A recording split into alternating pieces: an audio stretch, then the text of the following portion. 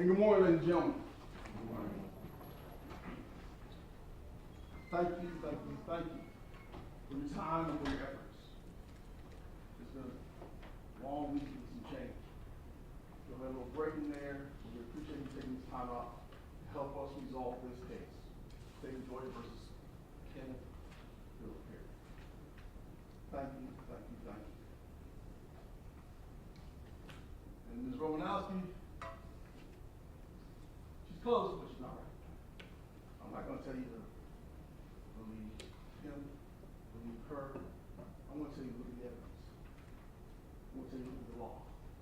I'm going to tell you to make a decision based on what the evidence is and what the law is in this case. Let's go through a couple of things.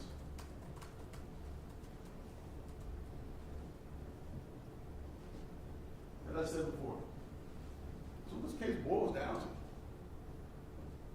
DNA and fingerprints. That's what it boils down to. Now the state, they're going to try to tell you about, well, we have this, and we have this, and we have this. It's taking the claim, I told you yesterday. It's two steps for this case. DNA and fingerprints. That's what this case hangs on. And as I told you in open, he was there. We don't dispute that. We do not dispute that he was there. However, you heard yesterday, 22-year-old man in a house, 40-something-year-old adults. Who's victimized who in this case? That's what it boils down to. Who's responsible for the deaths? You heard Kenneth Perry. He told you what was done to him before the killing, before the sexual assault. So that's what he ultimately must sign in this case. Who? And that's ultimately what the state must convince you is it's him. That's what it's boiled down to. It's an ID case. Two pieces of evidence, do they sufficiently identify him as the killer? Do they sufficiently identify him as a rapist? The parties involved, Pamela, John, Kenneth. You heard about this person, Al, Eddie. Now Al, that Eddie, he didn't make that up. That's what Pamela told you. Repeatedly, Al, Eddie. Say stuff he made up. Background. Yes, July 15, 1990. It's a tragic killing. There's no disputing about that. Years and years of inaction. As you heard, it sounded like the initial lead was in like 2022, 2023, and then finally 2024, that's when DeKalb County acted on it.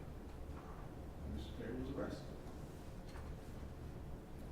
And what you had is part of the story. Part of the story.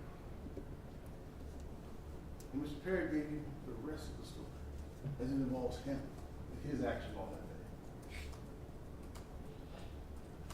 Your timeline with you already know this.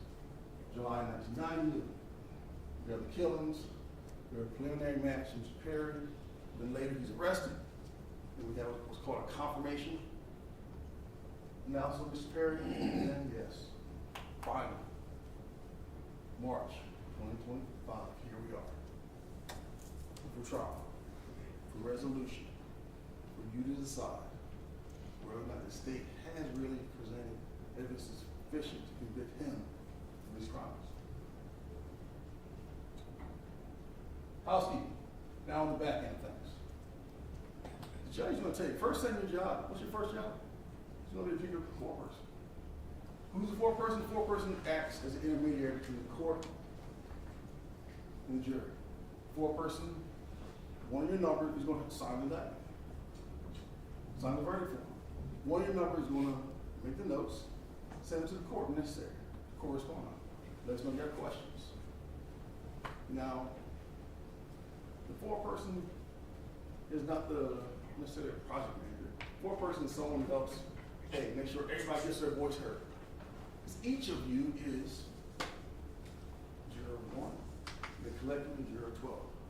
So at the end of the day, each of you must be able to stand forward and say, yes, that's my verdict. That's the verdict I reached in this case. Now, as I mentioned earlier, the things you heard, things you saw, most of them one time, one and done. I see many of you were taking notes, many of you are still taking notes, which is great. If you don't need notes, if you got it in your head, that's great as well. Use whatever method works for you. As I said, if you request in writing, you knock on the door, Debbie Camille, you'll sit down, get your note, give it to the judge, we'll talk about it, and the judge will answer the question. That's the way it works. Now, unlike in television, this young lady, she's not going to be able to tell you everything that was said. Cameraman's over there, but he's not going to replay it for you. So collectively, you have to decide what was the actual evidence. What did you hear in this case? Let's get to the heart of the matter.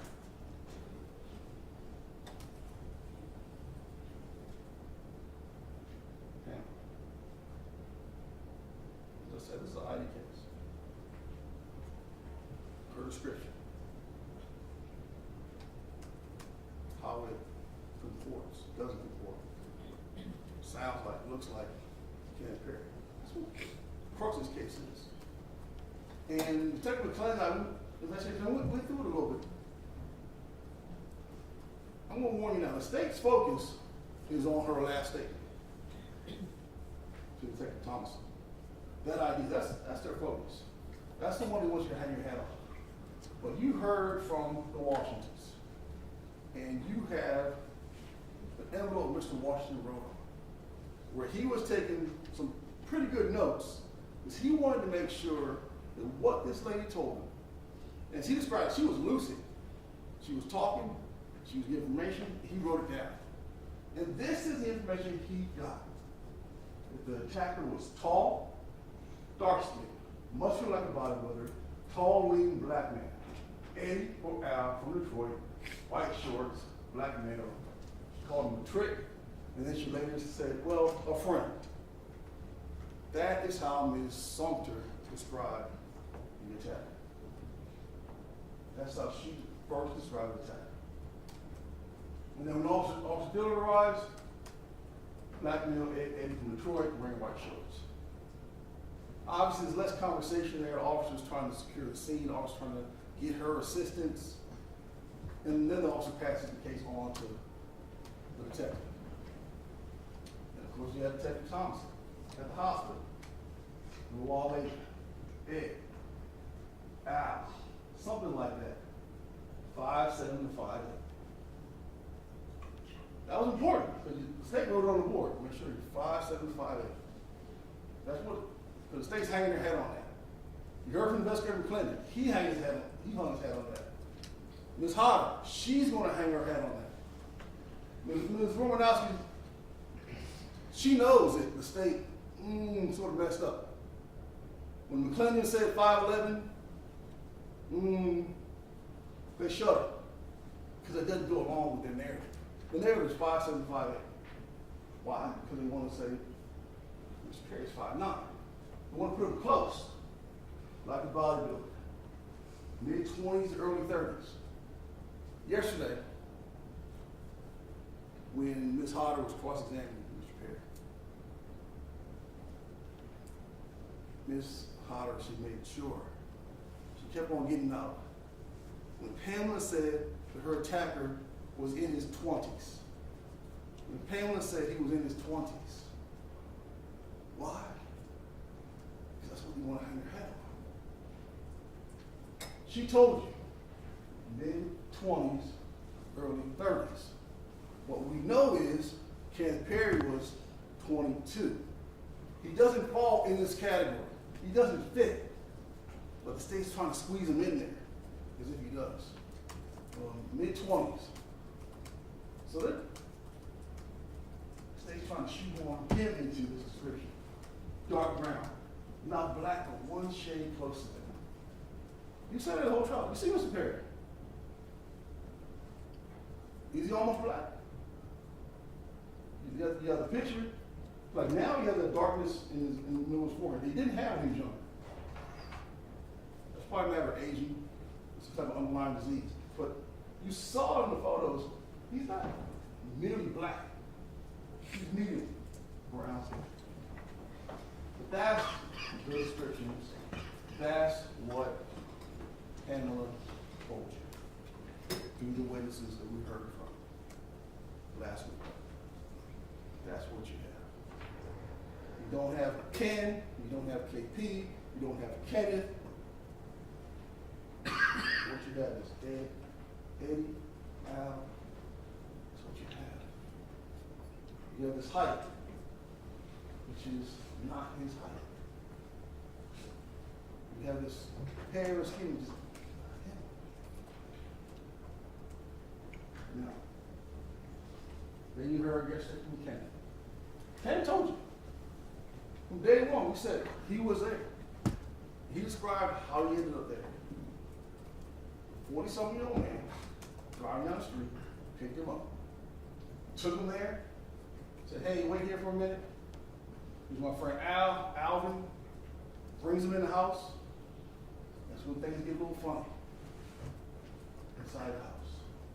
And yes, you heard that John, Alvin, gave him a drink. And they gave him his brown on a plate. Which is consistent with the evidence, yeah. His fingers on a plate. That's what we know. The knife was on the plate. And he said, things got fuzzy. He was going in and out. That's when things got weird. Now, his testimony yesterday, it was salacious. It was rough. It was adult language. It was adult interactions. But let's stop for a minute. Where do we first start hearing about this type of stuff? Out of the mouth of Pam. Pam told you her brother brought home tricks. Pam told you her brother picked up men at gay bars. She called them friends. That's how she described it. Now the state's going to say, well, but nobody said they saw this, nobody said they saw that. No. Obviously, the family didn't know that this is a life in which he was living. Obviously, outside of Pamela, the family didn't know. Mom told you. She had an idea, but she didn't know. This is a life they were living. Pamela told you. I went there with him to the clubs. I saw him do this. The guy, it was his second time there. He'd been there before. So the state's going to try to, oh, his statement was outrageous. No. His statement described what grown, consenting gay people do. And it's not gay versus not gay versus heterosexual. No. It's just what it is. Sex between consenting adults. That's what it's all about. And Pamela told you that. That's what my brother was into. That's what she told you. He's grown. He's a grown man. He had every right to do that. Now, of course, we're talking 30-some years ago, when yes, you kept that under wraps. When yes, society may be a little more close, a little more rigid. But that's what people did. And no, everyone didn't put their business out on the street and say, yeah, this is what I do. That's what people did. So when Kenneth Perry told you, they were following him. It was males, oral sex, and unconsciousness. You understand? And Pamela got involved, that is not beyond the pale. No. That's real. That's real. That's what adult, the same adult do. You talk about activities. And he says he doesn't remember. He was drugged. Now, I want to talk for a minute about this. Ms. Hodder's like, well, you saw that they didn't find any drugs. Mr. Perry says that they gave him a glass for some minute and he drank it. Now, we heard nothing about them taking a glass and doing any type of examination of what was in any glass. We did hear, though, that Pamela Sumter's prints are on that Bacardi bottle. So we know there's some liquor in the house. Who knows what else is in the house? Because the police, they're not looking at the angle. Somebody getting drugged. They have no idea. All they know is they got 2 dead bodies. Well, one dead body and one person who's mortally injured. That's what the police know. And of course, irony is the state wants to tell you, well, you didn't hear anything about drugs. Well, we heard from the investigator McClendon, and we didn't hear nothing about nothing because what? DeKalb County lost it, threw it away, destroyed it, whatever they did. Kenneth Perry told you this is what happened. And he told you that eventually he was able to escape. He grabbed some keys and he left. And it's not like the evidence is, looks like he took the other guy's car. He took Al's car and probably ultimately Al took the shadow. He drove away, got to the expressway, he was somewhere rolling down the embankment, he committed suicide. Why? Because he's been violated. 22 years old, he's been violated, and he considered suicide. He didn't call the police. It's not something that a lot of people will rush to. Call the police and admit, I was violated by a man. It's not something people rush to do, especially in 1990. So, here's what the state's going to want you to do. Ms. Romanowski already did. The state wants you to say, well, you have this version, you have this version. You gotta take one, you gotta take the other, take ours. That is not how the law works. The state wants it to be that way. Because they want to say, hey, we got all these witnesses to say this. All they have is him saying this. That is not how the law works.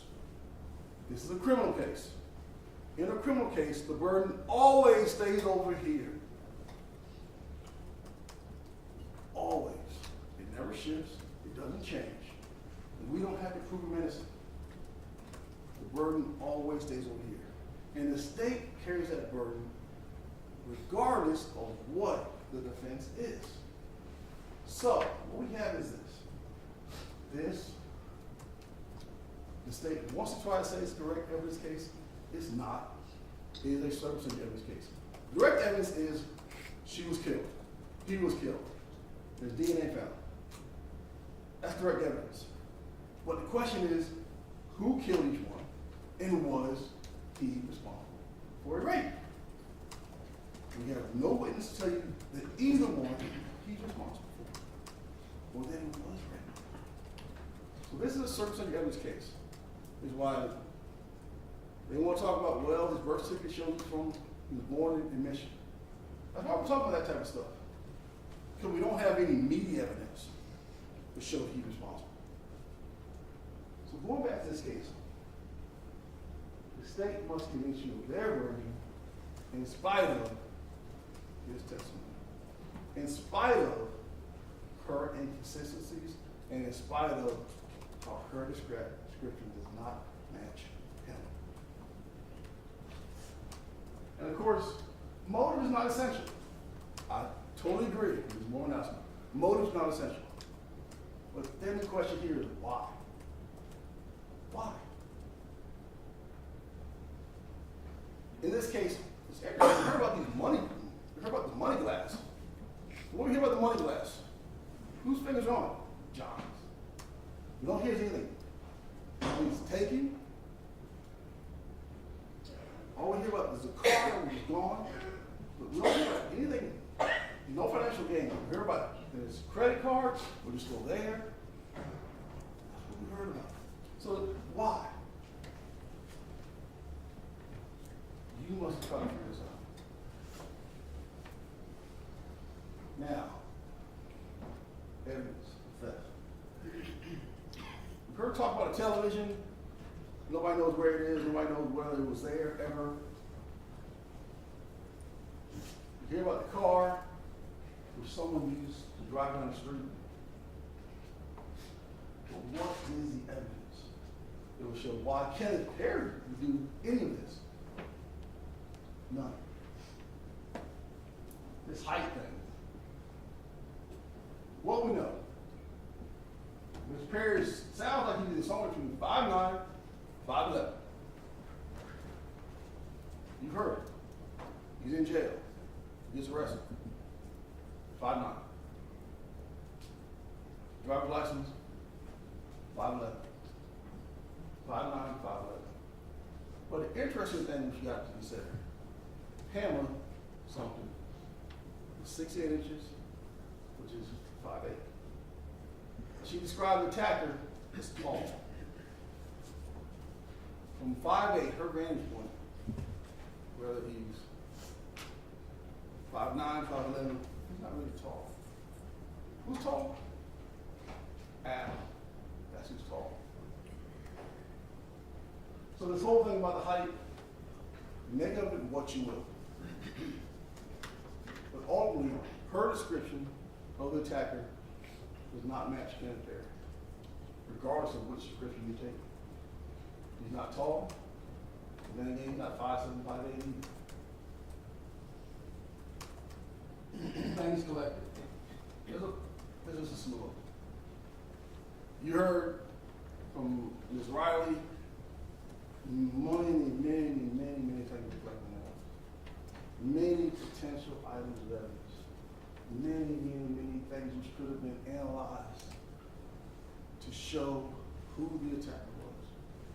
Especially given today's technology. As you heard from Ms. Chetney and Ms. Henkel, with today's technology, any of these items, it could have taken the time to examine. But of course, again, John Waller. You heard from, I believe, Ms. Green about the letter. Ms. Wright about the letter, the fingerprints. But nobody bothered. It was in the car, it was there, but nobody bothered. Nobody made mention of it. You heard about the wallet in the car, nobody mentioned it. Nobody cared. Now you heard from Detective Bright.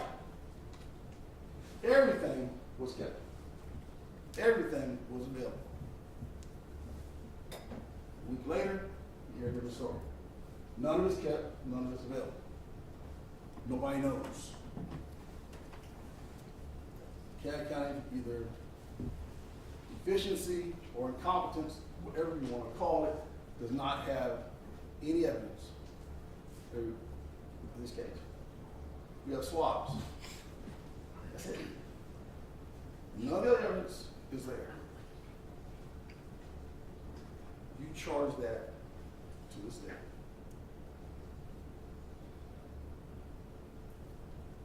That weighs against this day.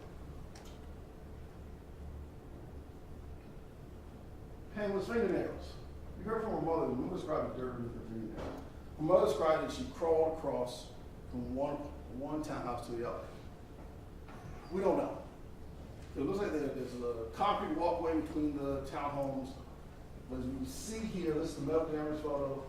Her nails do appear to be dirty. We know that she had defensive wounds, which could have perpetrators' DNA underneath her fingernails. We know that the hands were bagged. No one can tell you what happened regarding her fingernails, whether they were analyzed. They weren't. Whether this stuff was even considered. Sure, it's 1990, but it sounds like some things were kept. This is something that shouldn't have been kept, shouldn't have been analyzed, but it wasn't. Then we have John's autopsy. You heard from Dr. Henniger. Ain't no swabs were done. ain't no swab done. Someone was aware that John was gay. Swabs were done. Now we have other swabs. Where are these swabs? We don't want to ask. We don't want to make mention of them. We're planning to talk about the other evidence. We're planning to talk about this, which should be there. May still be there in these offices there. What do we heard? Nothing. Why? Because nobody cared. That's why. Copper wire in the scalp. This, I don't know. I honestly don't know what to make of it. We heard from the investigator McLean yesterday. The copper wire may be in the scalp because we heard the various wires around the house were cut. That sort of makes sense except for John's found in the middle of the living room. So how does it explain the wires in his hair? Is it there was a struggle? It may have been a fight? Is it John who was responsible for cutting the wires? Maybe this is an issue where he's scared when Kenneth Perry runs out the door. What? That's, you make it what you look, but it doesn't make sense. And again, it's something that nobody bothered to follow upon. Nobody cared. Nobody cared. So let's talk about the law for a second. The state has given you basically their version of the law. Ultimately, the judge reads the law. The way the judge reads it and the words that the judge uses are the law. Now, you must decide what it means, and you must decide how to apply it. But when Judge Morris tells you about malice murder is X, Y, Z, that's what it is. Us, we will take our efforts to chop it up, so that maybe slide it this way, slide it that way, in order to get the points that we want to get across. Sometimes we'll just chop it up so we can fit it on a palette. The way the judge tells it is the way it is. So I ask you to pay particular attention when the judge reads you the law. Again, in this case, you heard it. And of course, does not mean right. You know, DNA and fingerprints do not necessarily show Kenneth Perry is guilty, or Kenneth Perry is even responsible. You heard from the fingerprint expert. You heard from the DNA experts. There are limitations. And this case exemplifies the limitations. It's kind of, sure, you heard it's kind of sexy, talking about a cold case from 1990. But regardless of this case from 1990 or yesterday, again, the evidence must be sufficient. The evidence that's presented by the state must be sufficient to prove his identity as the killer and as a rapist. And these missing items, they could have proven all of this. But no, Kenneth County dropped the ball. And call it what you want to call it. Ms. Holly gets upset. She's going to tell you, she's going to give you the excuses. This is what we had, this is the best we could do. Well, what you had and what you did ain't good enough. Not given what the circumstances are and what this man's looking at. Direct or circumstantial. We already talked about it a little bit. Direct points right at issue. I saw him do X, Y, Z. Circumstantial. Well, this and this sort of leads me to this. That's circumstantial. But one important caveat. Authorized conviction on circumstantial evidence to prove facts must not only be consistent with that theory, but it must exclude every other reasonable theory. So it's not a matter of weighing it out. The state has to exclude every thing that Kenneth Perry said. And they can't. Why? Because what Kenneth Perry said makes sense given what you know happened. Grave suspicion. Fact circumstances merely raise suspicion. Conjuncture, speculation. That's what the state wants you to do. That's what the state is asking you to say to you. Well, we can speculate this, or we can guess this, we can assume this, we can. No. That's not sufficient to authorize a conviction in this state. Expert testimony. You take it as you see it. You are the fact finders. You take it as you see it. In jury selection, I ask, anyone believe in science? I believe in science. Ironically, on the way here this morning, I heard today was the day in which the world shut down. Today's the 5th year of COVID. It's the anniversary. And one thing I learned, especially through that experience, is to believe in science. I'm not asking you to disregard the science, but I want you to accept that science has limitations. And some of those limitations are apparent in this case. Dr. Dobbs. Yes, he told about injuries. But he can't tell you who inflicted those injuries. If it hadn't thrown away this Vaseline, it hadn't thrown away this, maybe someone could. But we don't know. But Henninger, he told you about the injuries. He told you about the process which led ultimately to the death of Ms. Sumter.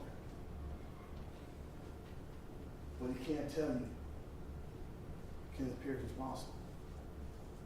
And of course, we heard from Ms. Green, Investigator Green, on yesterday. She told us about the fingerprints. She told us that, yes, there are fingerprints there. Not particularly in places where it answers the question. Now, ironically, and I'm going to mention it, but I'm not going to place any stock in it. When you heard from Ms. Riley, I think she told you last week, you need to get fingerprints off bodies. That's hard. And that's a lot to ask for, especially in these circumstances. She told you that. I've seen it done, she said. I'm not throwing that red herring out there. All I'm asking you to accept there are limitations. Limitations in this case, limitations in every case. Ms. Hankel, Ms. Chet, you heard from them on yesterday. Yes, we can tell you about the DNA. We can tell you what it shows. But we can't tell you that Kenneth Perry is guilty. That's what they told you. Let's talk a little bit further. So, what we have is these two matches. Kenneth Perry. Going out, play. Kenneth Perry told you about the play. Kenneth Perry told you about the going out. Then we heard that there are there's hundreds of other fingerprints.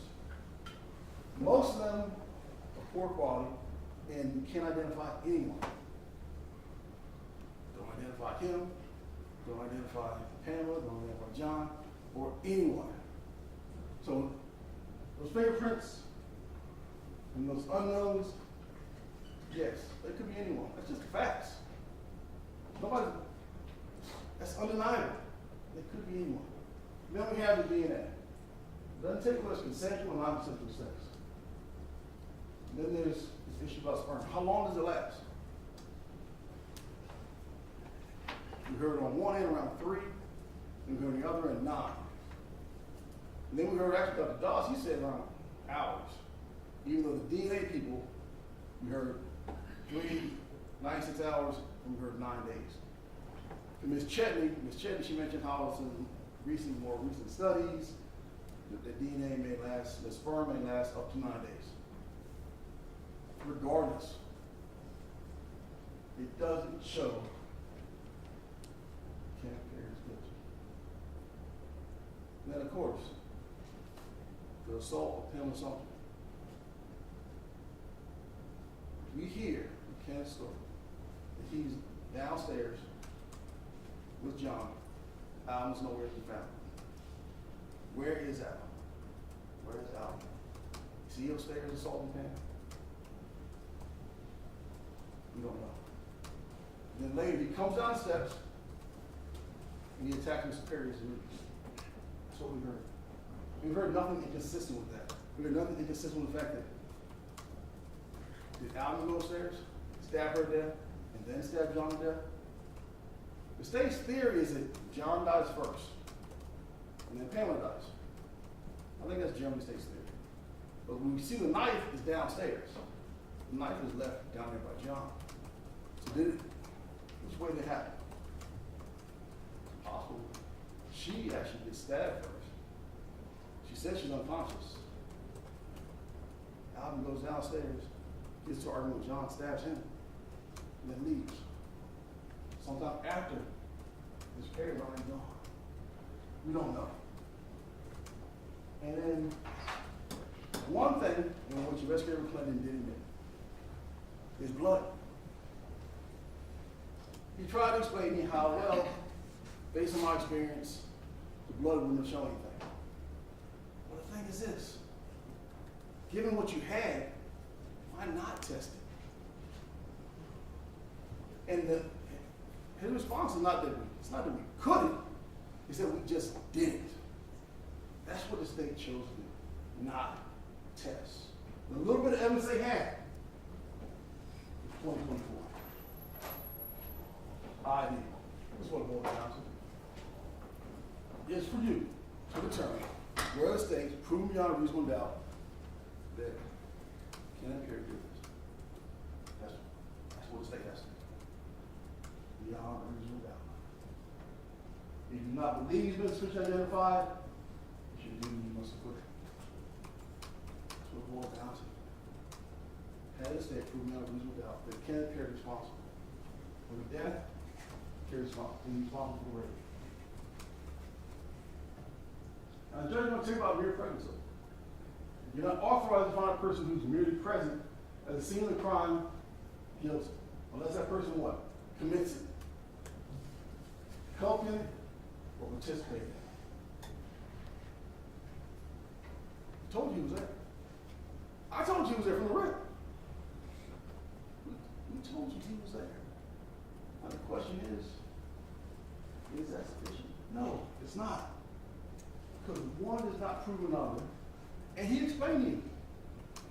And the state's not really refuting it. Basically, what you hear from Ms. Romanowski, and I'm pretty sure you hear from Ms. Hodder, is that this whole thing about the height. He said he was 5'9" on some bonding paperwork. And then he says he's 5'11" on his license. That proves he's lying about everything. But we know he's not lying about everything. Why? Because Pamela confirmed a lot of what he said. So we know that much of what he said gotta be true. Burden of proof. Burden of honor. Been through it. It's on the state. It never shifts. The state must satisfy it. If you have a doubt, and it gotta be the same doubt. Various people look at things various ways. You're a jury of 1, a jury of 12. If one of you has a doubt, and that concerns you, that's legitimate. If someone has a different doubt that concerns you, that's legitimate. Collectively, if you have a doubt, you must quit. So, yesterday you heard from, I guess, sort of like a daughter-in-law. That's the way to describe it. Ms. Silverbell, who is Mr. Perry's girlfriend's daughter-in-law. She described how she's known Mr. Perry for over 8 years. Her and Ms. Hodder were having about, well, you told me 7. You told me 8. You told me over 8. It's whatever. That's ridiculous. Around 8 years. She said over 8 years. She's known for a little while. She hasn't known 35 years. No. But what she told you is that she's a man trustworthy. Her, husband, her child.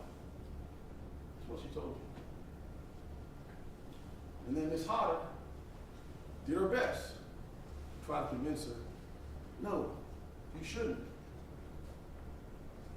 Miss Hodder dug up everything in Mr. Perry's pad that she could. Except for, what must be noted is, one of the first questions I asked Kenneth Perry is this: regardless of these arrests, Mr. Perry never even been convicted of a felony. Ms. Hodder wants to talk about getting your children taken away because you burned your children. It was on high order.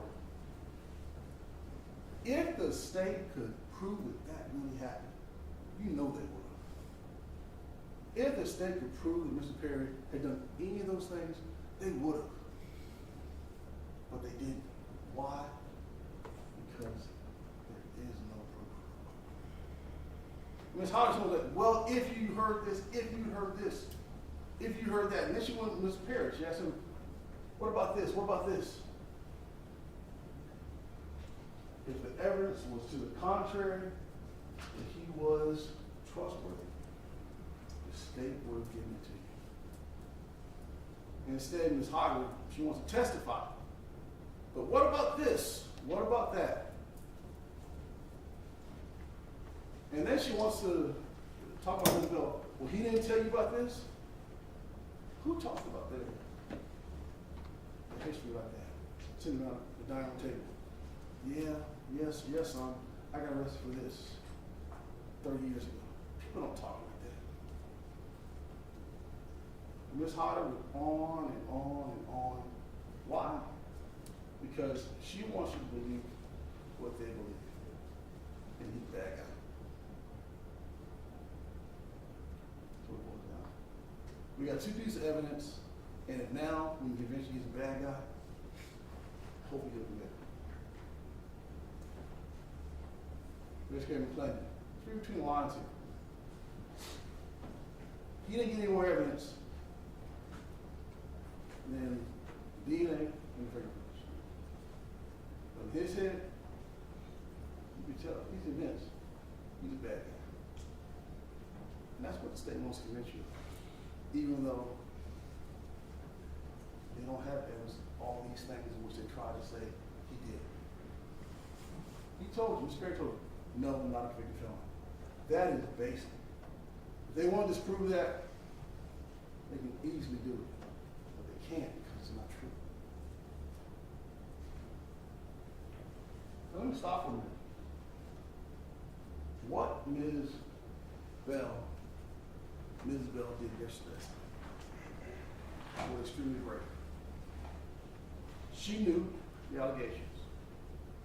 She knew the charges. She knew that camera was right there. She told you, I've known this man all this time, and I know, and I can say that he's trustworthy. But one thing we know, nothing's going to change this plans. So, tunnel vision. The state did some things. They got a phone call. They got an email from the GBI. They followed up on it. They contacted Investigator Green. They said, hey, can you look back at these prints? That's what they did.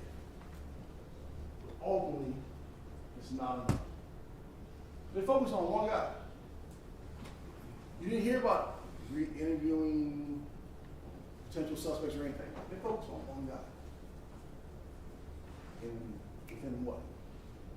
A couple months, indicted, arrested, jailed. Here we are, less than a year later, on trial. So I said, this case hangs on two threads. And yes, I ask you to cut those threads and free innocent man. In a matter of a few hours, we're actually going to back. Get the indictment. It's thick. He said the first thing you'll need to do is read it, so you understand what the allegations are. Choose your foreperson, look at all the evidence, go through each count, go through each piece of evidence, the allegations, and ultimately, yes, I believe and ask you to find Kenneth Perry not guilty. Thank you. Okay, ladies and gentlemen, if you would stand and we're going to stretch for about 60 seconds. Does how that need to adjust anything? Yes, sure.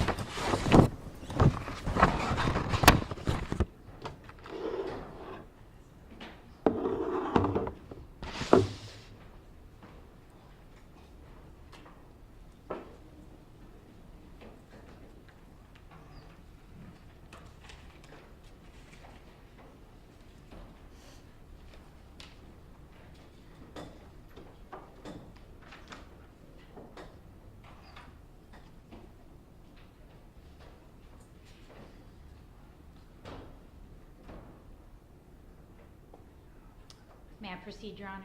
Yes. Thank you. Kenneth Perry showed you yesterday exactly who he is. Kenneth Perry showed you that he is a man totally devoid of any character. I want you to think about this. The state absolutely bears the burden of proving this case beyond a reasonable doubt. Each and every element. The defense could say nothing. They could not call a single witness, not testify, and we still have the responsibility of proving everything, bringing you everything. But the defense made a choice to present evidence in this case. And like the state, they have subpoena power to call witnesses. They can bring in anyone they choose. And who did they choose? Miss Bell. Someone who's only known the defendant for 8 years. Someone who is married to the son of his girlfriend, who doesn't even want to admit that Mr. Perry is living with that woman. Didn't even want to admit that they were in a romantic relationship. There's a reason Mr. Perry didn't bring someone that actually knew him in 1990. There's a reason Mr. Perry didn't ask one of his children. Mr. Perry doesn't want you to know what he looked like in 1990. Mr. Perry doesn't want you to know where he lived in 1990. And he certainly doesn't want you to know how he behaved in 1990. And that's why Ms. Bell was here. Because Ms. Bell can only testify to what she knows from the last 8 years, which is completely irrelevant to the time period that we're talking about, July 15th of 1990. And it's interesting that when Mr. Perry chose to get up and take the stand and testify, what's one of the first things he did? In a trial for murder and for rape, he took the opportunity to disavow his youngest daughter from the first 3 children that he had with Lisa Reed. What does that have to do with anything? What kind of man gets on the stand with the cameras rolling and questions the paternity of his youngest daughter? For what reason? That's the man Kenneth Perry is. That's his character. This man who claims to be a prophet, to be a man of God, spun a tale so outrageous, so ridiculous. I can't believe the Sumter family had to sit here for that. The way he tarnished and abused the memory of John and Pamela was disgusting. Absolutely disgusting. Totally unsupported by the evidence. That is the man that Kenneth Perry is.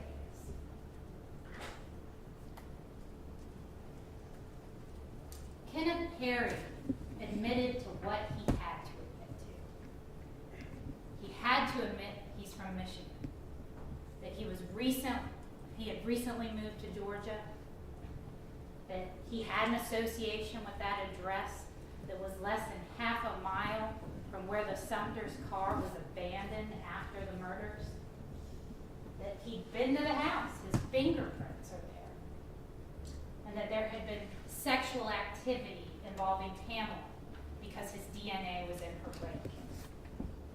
He admitted the things that he had to admit. And then he asked you to believe Pamela when she described her attacker, but he's trying to have you disbelieve her when she said what happened. So he wants you to believe her when it's convenient for him, but he tells you to disregard everything else. The truly, most bizarre thing that Mr. Perry told you yesterday, and I still haven't totally wrapped my head around it, I did not consent to give my DNA. It was taken from me. It was taken from me. He described the exact moment of ejaculation. He said Pamela was sitting next to him, that John was behind him licking his butt crack when he felt himself ejaculate. So how did his semen end up in Pamela Sumter's vaginal cavity?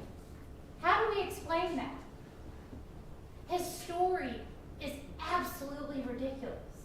It would require you to believe that his semen was somehow collected and inserted into Pamela's vaginal cavity by someone other than himself. That's ridiculous. Who raped Pamela? If not Kenneth Perry. You heard there was no other male DNA in the sperm fraction. There was no male DNA at all in the skin fraction. It was only Pamela. There was no condom at the scene. There was no condom wrapper at the scene. So the person that raped Pamela to the point of tearing her vagina in the way consistent with childbirth, causing abrasions, didn't leave any skin cells, didn't leave any sperm. This person who went to the trouble of getting Vaseline to penetrate her didn't finish? Or I guess maybe he used a condom. And back before DNA was even a thing, he thought to take that used condom and that wrapper with him? This is ridiculous. This is not reasonable, ladies and gentlemen.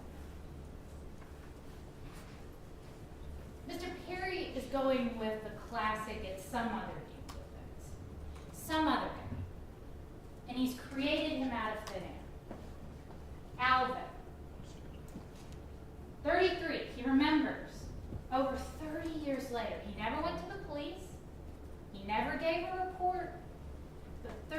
34 years later, he remembers, despite the fact that he was drugged. He was under the influence of drugs when all this happened, right? But he remembers that man was 33 years old exactly. 6'1" to 6'2", exactly. He had a military buzz cut. He looked like an action hero or a gym rat. He was wearing white shorts. Over 30 years later, you remember this man was wearing white shorts? Had a powerhouse gym bag?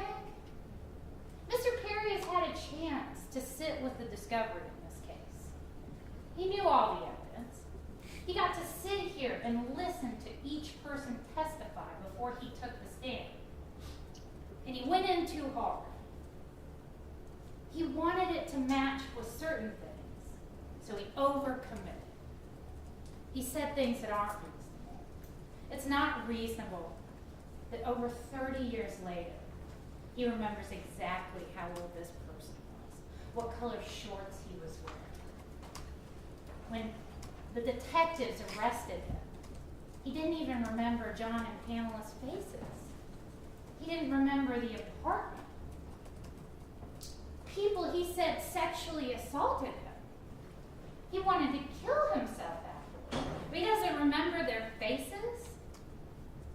He doesn't remember their apartment. But he remembers Alvin.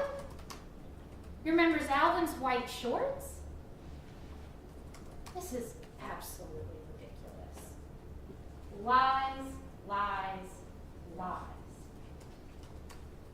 And it's interesting in his story that when the drugs first start to take effect, that John and Alvin are sexually assaulting him. They're performing oral sex on him. He can't move. He can't do anything to stop them. But he can walk up the stairs. When John takes him up to Pamela's room, suddenly his legs work. Suddenly he can move. Remember, whether he's 5'9", 5'10", 5'11", 208 or 230 pounds, he is significantly bigger than Mr. Sumter. Mr. Sumter was 5'6", 125 pounds. He was a petite man. He can't carry Mr. Perry up the stairs. And Mr. Perry didn't even allege that he dragged him up the stairs. He said he walked up the stairs.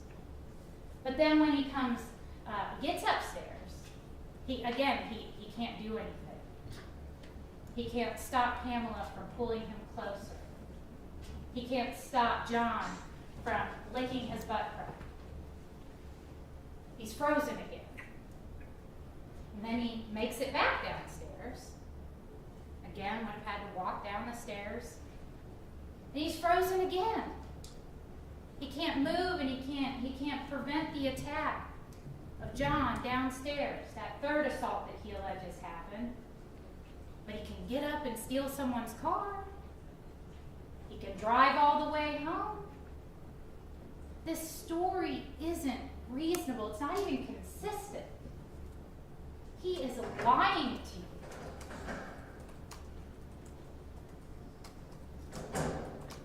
The other issue is when you look at the scene, Mr. Perry's story is not consistent with any of the evidence. There's no gag ball found at the scene. There's no drugs found at the scene. Remember, crime scene was there till almost noon. They were there for 5.5 hours processing this home for anything they could find. It's a totally unknown offender. They are looking for anything, any connection. Collecting everything. There are no drugs. There is no gag ball. There's no Polaroid camera. There's no Polaroid pictures. There's no hostess cake. This brownie, this thing that looked more like one of your little hostess cupcakes. The picture from the black plate in the kitchen actually shows some bread crusts. Looks like they made a sandwich. Looks like there's some sandwich bread next to it. There's no hostess cupcake. These are all buys. And they're not, he didn't even try to make it consistent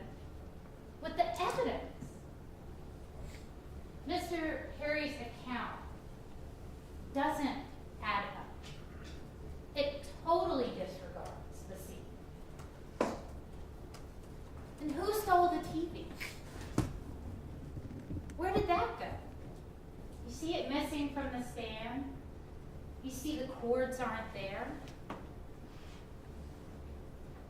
Who stole their car? Isn't it interesting that Mr. Perry admits to stealing a car, but not the car the state said he stole? How convenient. So I guess this must be Alvin's car that he stole, and Alvin must have stolen the Sumter's car.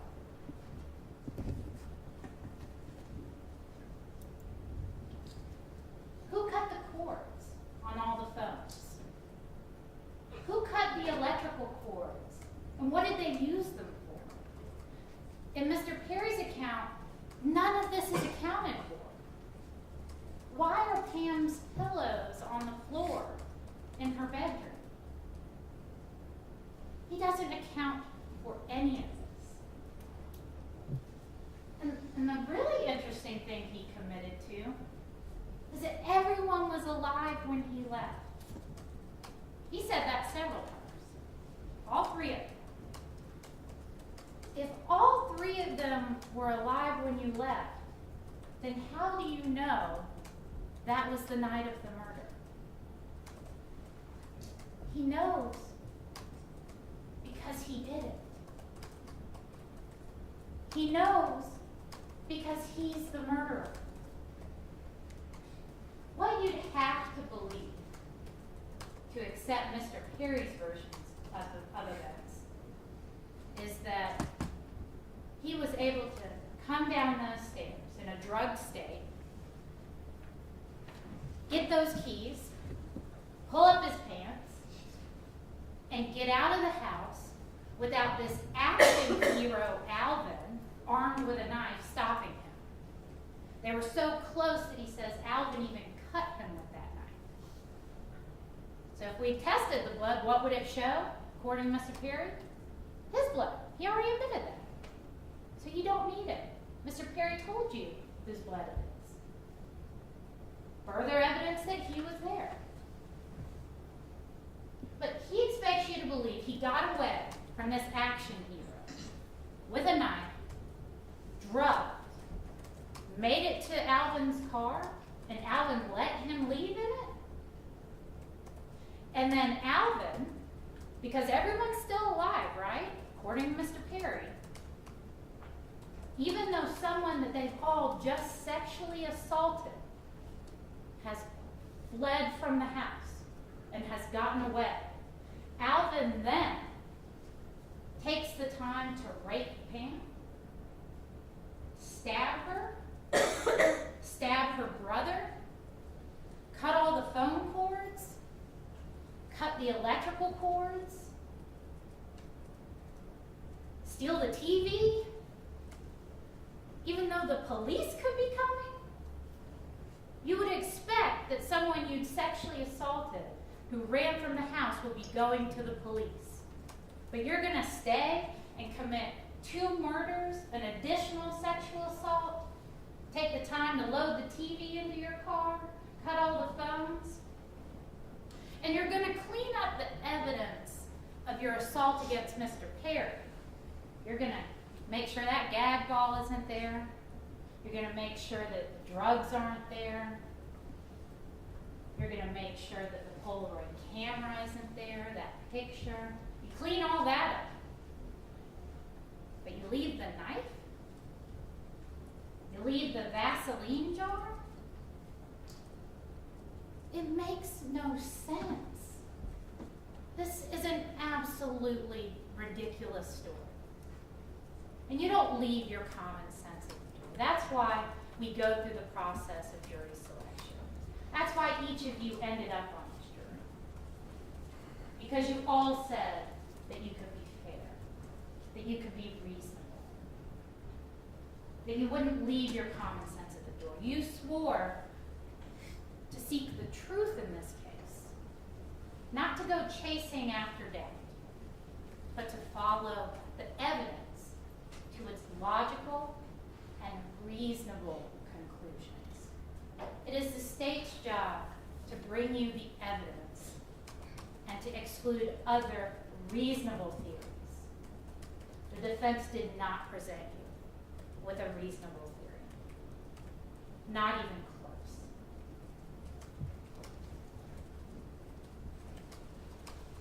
Mr. Perry is not worthy of belief.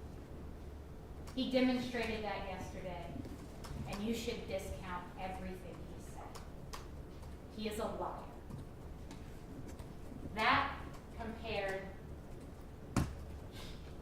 but there's one thing we agree about, and that's that the truth never changes. We know that from Pamela. Pamela is worthy of belief. And Pamela spent all of her last strength and energy telling the police who did this, giving each of you everything that you need to hold this man responsible. Pamela Sumter reported being celibate for years. Evidence is consistent with that. You heard how her attacker had trouble penetrating her, how they had to get Vaseline, and there is, in fact, a jar of Vaseline in the crime scene video on her bed. The crime scene unit described collecting that jar and the lid from her bedroom.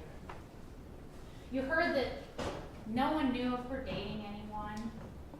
No one saw her with any men. No one saw men coming to and from the house.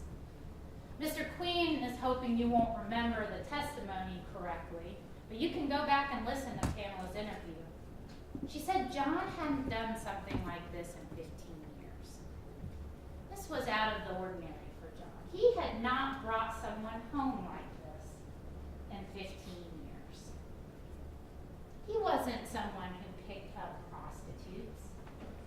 This isn't something he regularly did. But Mr. Perry manipulated him. Mr. Perry took advantage of him, this sweet, quiet, older man, and he manipulated his way into John's home. And John did something that he doesn't normally do. And that's what happened that night. She described one man in her account the whole time, to her neighbors, to the officers, to the detectives, to the medical staff. She took great pains to tell everyone she encountered what she knew about this person.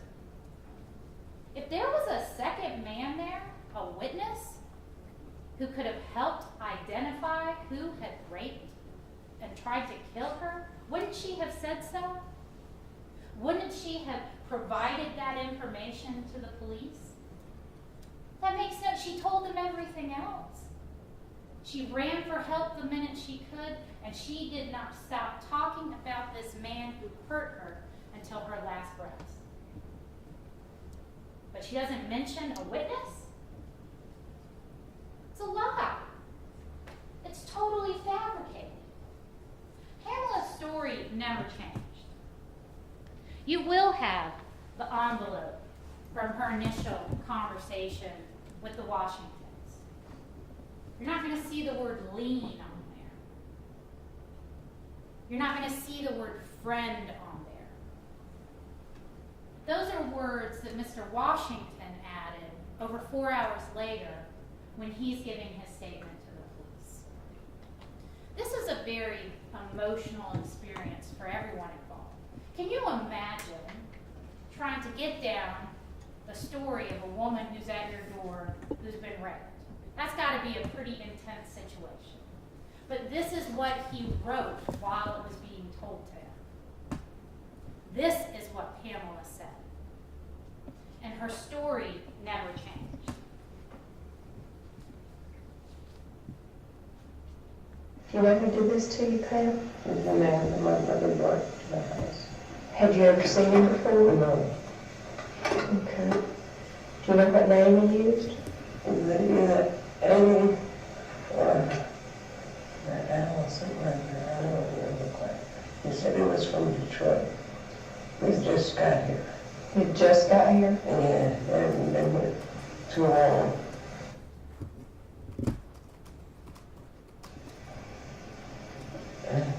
Tell me how big this man was. How tall was he? It's about 5'7", 5'8".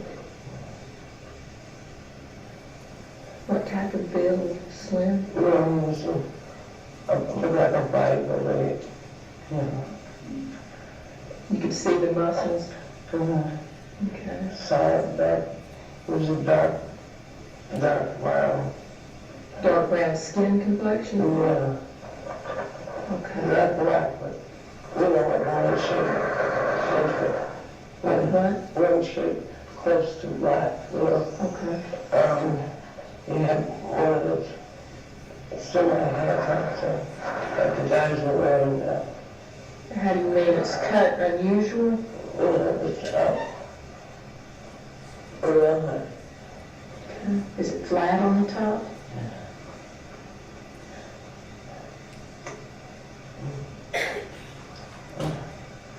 It's kind of like about like just off the middle. About a half an inch long? Yeah, it was. Okay. Is it cut close on the sides? Yeah. Did this man that hurt you look? And we looked around to our authority. It's Kenneth Perry. It's Kenneth Perry. He is absolutely consistent with that description. We can argue about 5'7", 5'8", 5'9", but I mean, you can look at Mr. Perry. You saw him walk to the stand. That man is 5'9", if he's lucky, maybe in shoes. He certainly isn't 5'10". He certainly isn't 5'11", no matter what he says on his driver's license. He's 5'9" on a good day. That's giving him a little credit. You can tell from the picture, even though we could only get one of the neck up, you can tell that this is a broad man, that his hair is cut close on the sides, flatter on the top with some link up there. He told you it had been growing out a little bit. He's in his 20s. He has a darker complexion. Remember, Pamela's getting assaulted in her dark bedroom at night. Mr. Perry is consistent with the physical description, and he's consistent with other facts that Pamela was able to gather during the short time that she had exposure to this man. She said she'd never seen him before. He had been to the house earlier that same day, but before her brother bringing him over, she'd never seen this man. He first came to the house, she believed it was sometime around 7:30 or 8 o'clock. John said they were going to go do the 25-cent tour of Atlanta and drive around, go to the club. Did she want to join them? And she said no. She had to get up and go to work the next morning. She was working overtime and had to be up early. She stayed home and watched TV, and the two men came back a little before midnight. That's what she meant when he was there earlier, when he was there before. He was there earlier in the evening. This isn't a man she'd ever seen before. He was from Detroit, Michigan.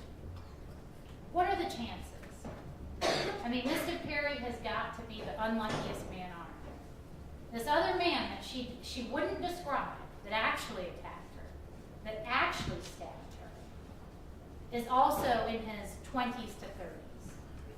You know, has the same haircut, has the same body build, is also from Detroit, also has a connection to the Lithonia area. Mr. Perry's fingerprints are the prints of the scene. You saw from Mr. Perry's birth certificate that he was in fact from Michigan, that he's not a twin. There isn't an identical twin out there that could have contributed the DNA. Even though he wanted to fight me on this, 7047 Swiss Street was the address of the the mother of his 3 children. The 3 children he came to Atlanta for. He said, when he was asked, are you dating, were you married? Well, I wasn't really either. I was with the mother of my children. It's the address he provided to the courts. It's the address he stipulated that he gave us his address in October. Mr. Perry was living at that address, no matter how hard he wanted to fight it. And we know that address was less than half a mile from where the car that was stolen from the Sumter's house was located. In the woodline, abandoned. A mere 9-minute walk from Lisa Reed's house, where Mr. Perry was staying.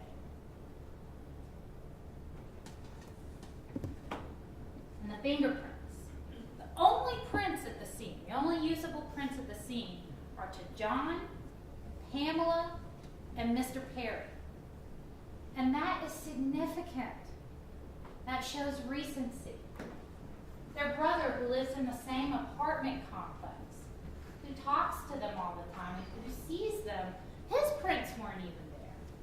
And they compared his. That is significant.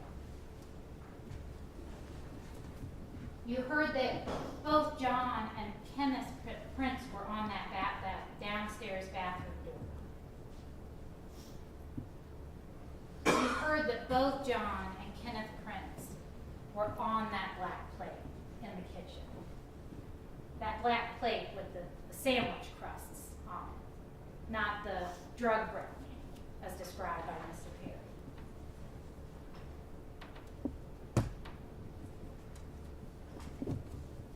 I don't know what the point of John Pate Black was. I don't know if the defense hadn't committed to what their story was going to be yet. They wanted to see how that might play out. But you heard that John Pate Black, his fingerprints were compared. The only person anyone could think of that John had had any sort of disagreement with, his prints were nowhere in the apartment, were on nothing found at the scene.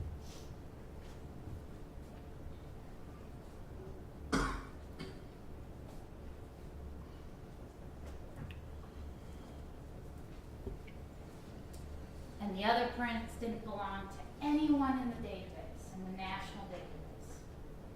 No one.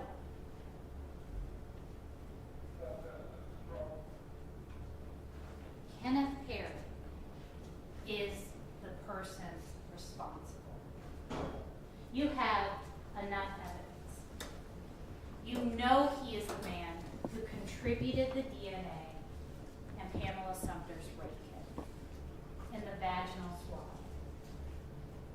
You heard from the OBGYN, the surgeon responsible for repairing the tears to Miss Sumter's vagina, who did the rape kit. This is his job. He does rape kits. He testifies about sexual assaults. He is a specialist. Told you that Pam had a hysterectomy. She did not have a cervix. And so in her case, it would be different. He said that the vagina is a toxic environment. And without the cervix, he would expect DNA to be present for a matter of hours. We're no longer talking about days. And that's what his testimony was.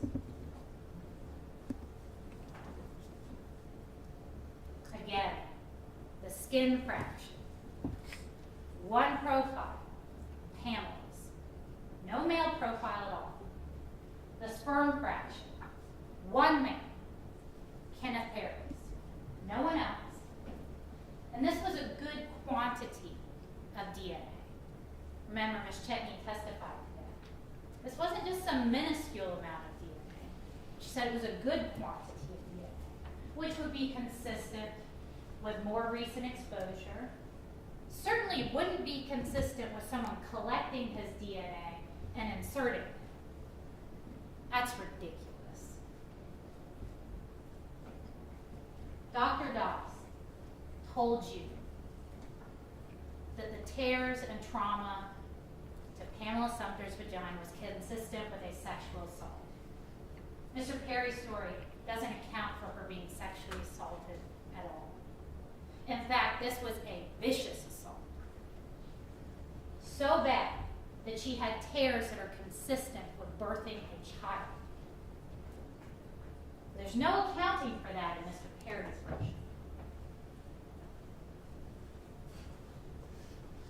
So who raped Pamela?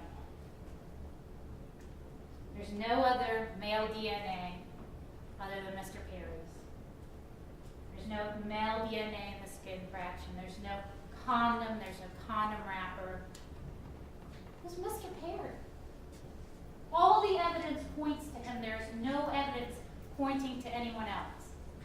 So if you do what you swore to do and follow the evidence to its logical conclusion, the conclusion is Mr. Perry.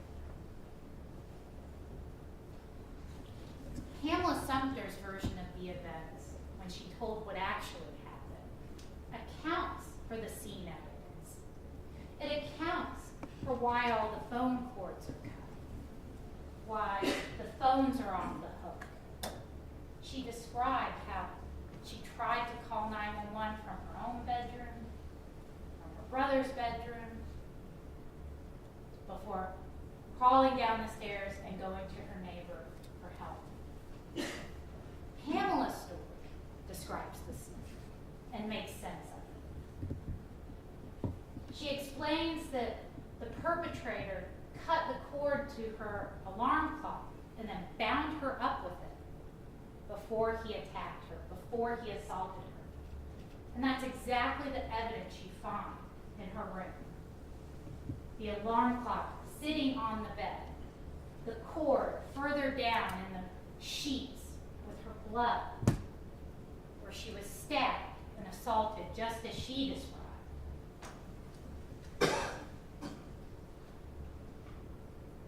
And you see the knife with the chunk missing out of it, where it cut the electrical cord that was found downstairs near her brother John. Now, it's not the state's theory that John was killed first and then Pamela. It could be either. And in fact, the evidence is really more consistent with the other way around. Mr. Perry was probably telling the truth when he went upstairs and told Pamela her brother was asleep downstairs. And he started attacking her. And Pamela didn't want to make a noise because she knew that her brother was much smaller than Mr. Perry and that he could easily overwhelm him. Her brother's a small man, Mr. Perry's a big guy with a knife, so she kept quiet for her brother. Mr. Perry cut the cord to the alarm clock, causing this burn to the knife, taking a chunk out of it, proceeded to tie Pamela up with the cord and rape her. They then made their way to the ground where he put Pamela face down with her hands tied behind her back with the pillow over her head and choked her and smothered her until she pretended to die. He stabbed her, and you heard the testimony from the medical examiner, how these stabs were kind of at a downward angle, and they went in like this and pierced her bowels while she was on the floor. That is absolutely consistent with the direction of the knife, as she's face down being assaulted. She told you she got her hand loose from the cord and tried to grab the knife and cut her hand, that she kicked at it, but didn't think she did anything. And that's consistent with the evidence.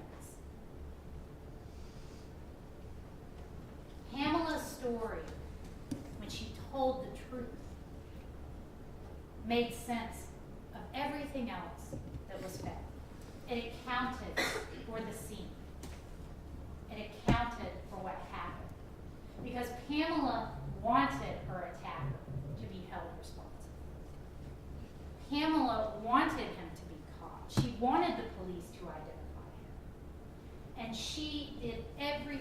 she could to make sure that that happened. With every ounce of her being, she told her story to everyone she encountered until she drew her last breath. Pamela Sumter told the truth, and she is worthy of belief. She is worthy of belief. For over 30 years, Mr. Perry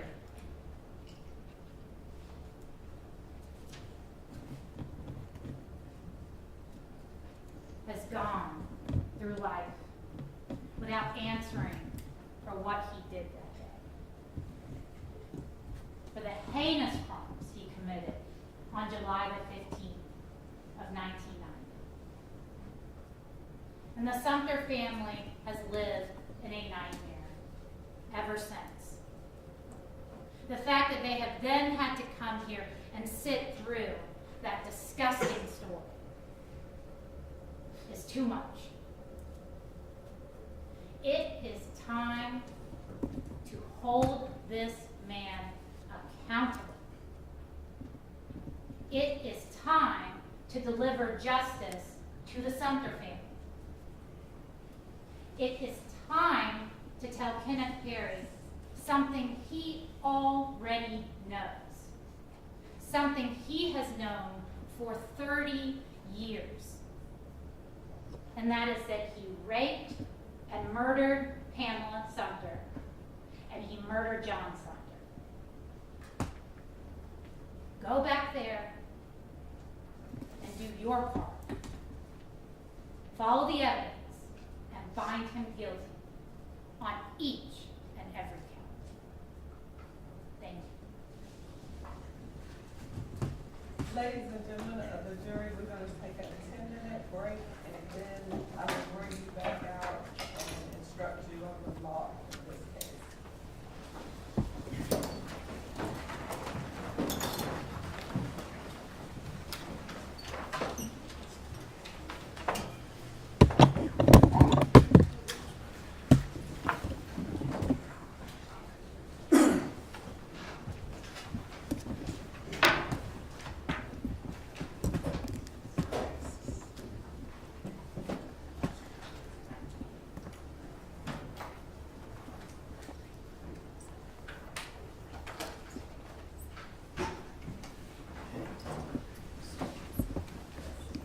Anything we need to place on the record before I charge them? Not from the stage.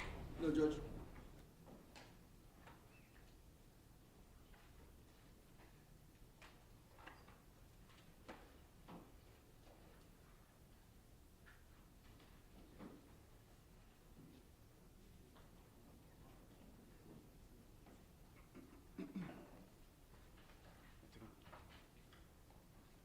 Just trying to see if I can take it back. Trying to see if I can take it back.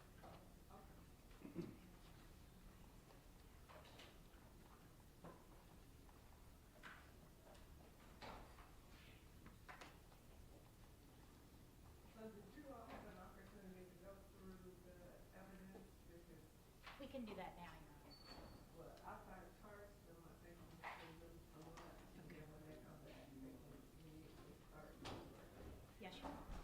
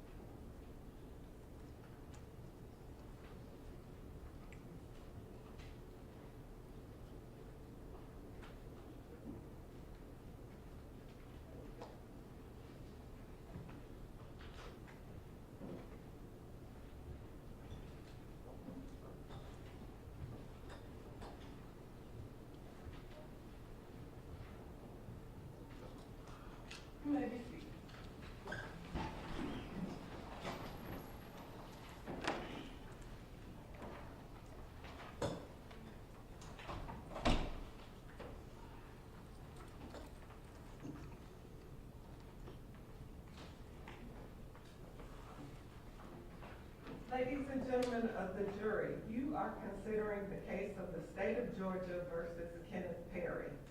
The grand jury has indicted the defendant with the offenses of 2 counts of malice murder, 2 counts of felony murder, rape, 4 counts of aggravated assault, 2 counts of aggravated battery, 2 counts of possession of a knife during the commission of a felony, and theft by taking.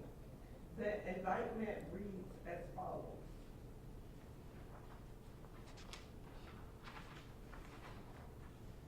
Count 1.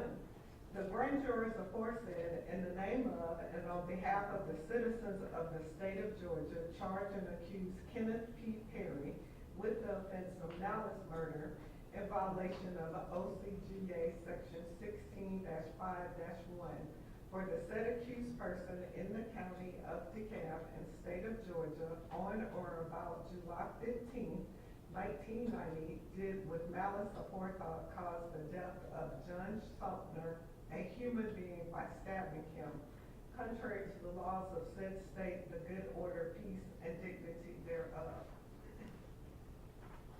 Count 2. The grand jurors aforesaid, in the name of and on behalf of the citizens of the state of Georgia, charge and accuse Kenneth P. Perry with the offense of malice murder in violation of OCGA section 16-5-1 for the said accused person in the county of DeKalb and state of Georgia on or about July 15, 1990, did with malice aforethought cause the death of Pamela Sumter, a human being, by stabbing her, contrary to the laws of said state, the good order, peace, and dignity thereof. Count 3. The grand jurors aforesaid, in the name of and on behalf of the citizens of state of Georgia, charge and accuse Kenneth P. Perry with the offense of felony murder in violation of OCGA section 16-5-1 for the said accused person in the county of DeKalb and state of Georgia on or about July 15, 1990, while in the commission of the offense of aggravated assault, a felony, did cause the death of John Sumter, a human being, by stabbing him, contrary to the laws of said state, the good order, peace, and dignity thereof. Count 4. The grand jurors aforesaid, in the name of and on behalf of the citizens of the state of Georgia, charge and accuse Kenneth P. Perry with the offense of felony murder in violation of OCGA section 16-5-1 for the said accused person in the county of DeKalb and state of Georgia on or about July 15, 1990, while in the commission of the offense of aggravated assault, a felony, did cause the death of Pamela Sumter, a human being, by stabbing her, contrary to the laws of said state, the good order, peace, and dignity thereof. Count 5. The grand jurors aforesaid, in the name of and on behalf of the citizens of the state of Georgia, charge and accuse Kenneth P. Perry with the offense of rape in violation of OCGA section 16-6-1 for the said accused person in the county of DeKalb and state of Georgia on or about July 15, 1990, did have carnal knowledge of Pamela Sumter, a female, forcibly and against her will. Further, the identity of the accused was unknown to the state until April of 2024. Contrary to the laws of said state, the good order, peace, and dignity thereof. Count 6. The grand jurors aforesaid, in the name of and on behalf of the citizens of the state of Georgia, charge and accuse Kenneth P. Perry with the offense of aggravated assault in violation of OCGA section 16-5-21 for the said accused person in the county of DeKalb and state of Georgia on or about July 15, 1990, did make an assault upon the person of John Sumter with a knife, an object which, when used offensively against a person, is likely to result in serious bodily injury by stabbing him. Further, the identity of the accused was unknown to the state until April of 2024. Contrary to the laws of said state, the good order, peace, and dignity thereof. Count 7, the grand jurors aforesaid in the name of and on behalf of the citizens of the state of Georgia charge and accuse Kenneth P.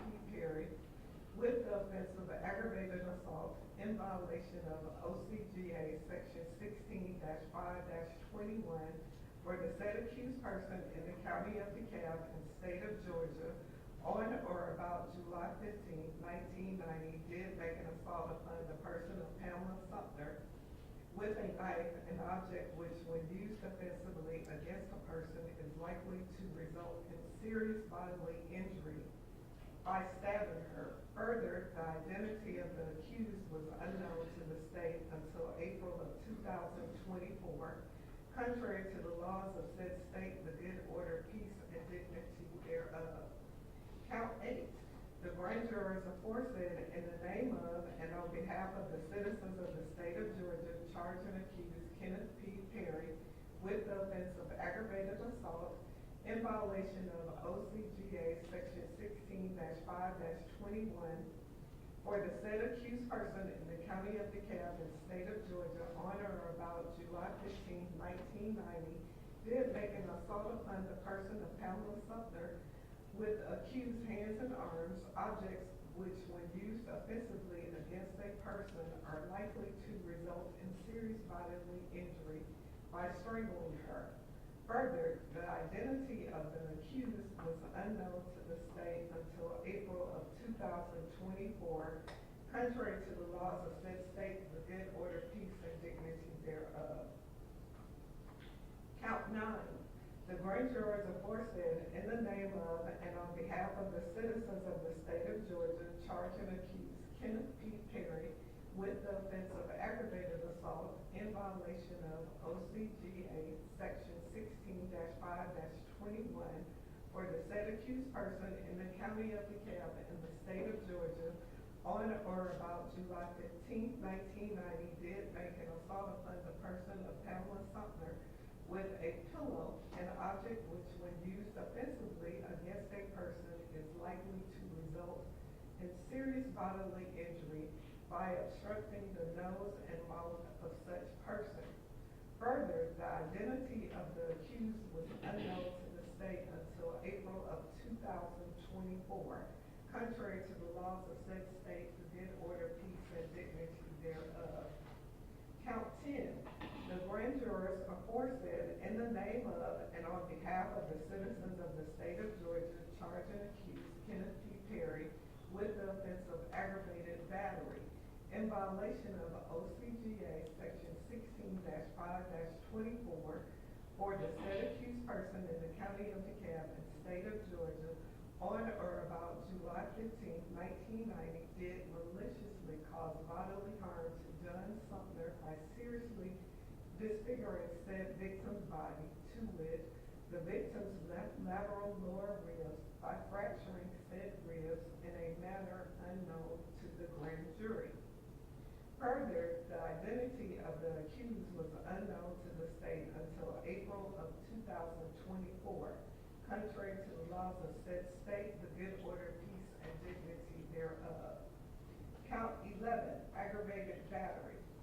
The grand jurors aforesaid in the name of and on behalf of the citizens of the state of Georgia charge and accuse Kenneth P. Perry with the offense of aggravated battery in violation of OCGA section 16-5-24 for the said accused person in the county of DeKalb and state of Georgia on or about July 15, 1990, did maliciously cause bodily harm to Pamela Sumter by rendering her right shoulder, a member of said victim's body, useless by dislocating said shoulder in a manner unknown to the grand jury. Further, the identity of the accused was unknown to the state until April of 2024, contrary to laws of said state, the good order, peace, and dignity thereof.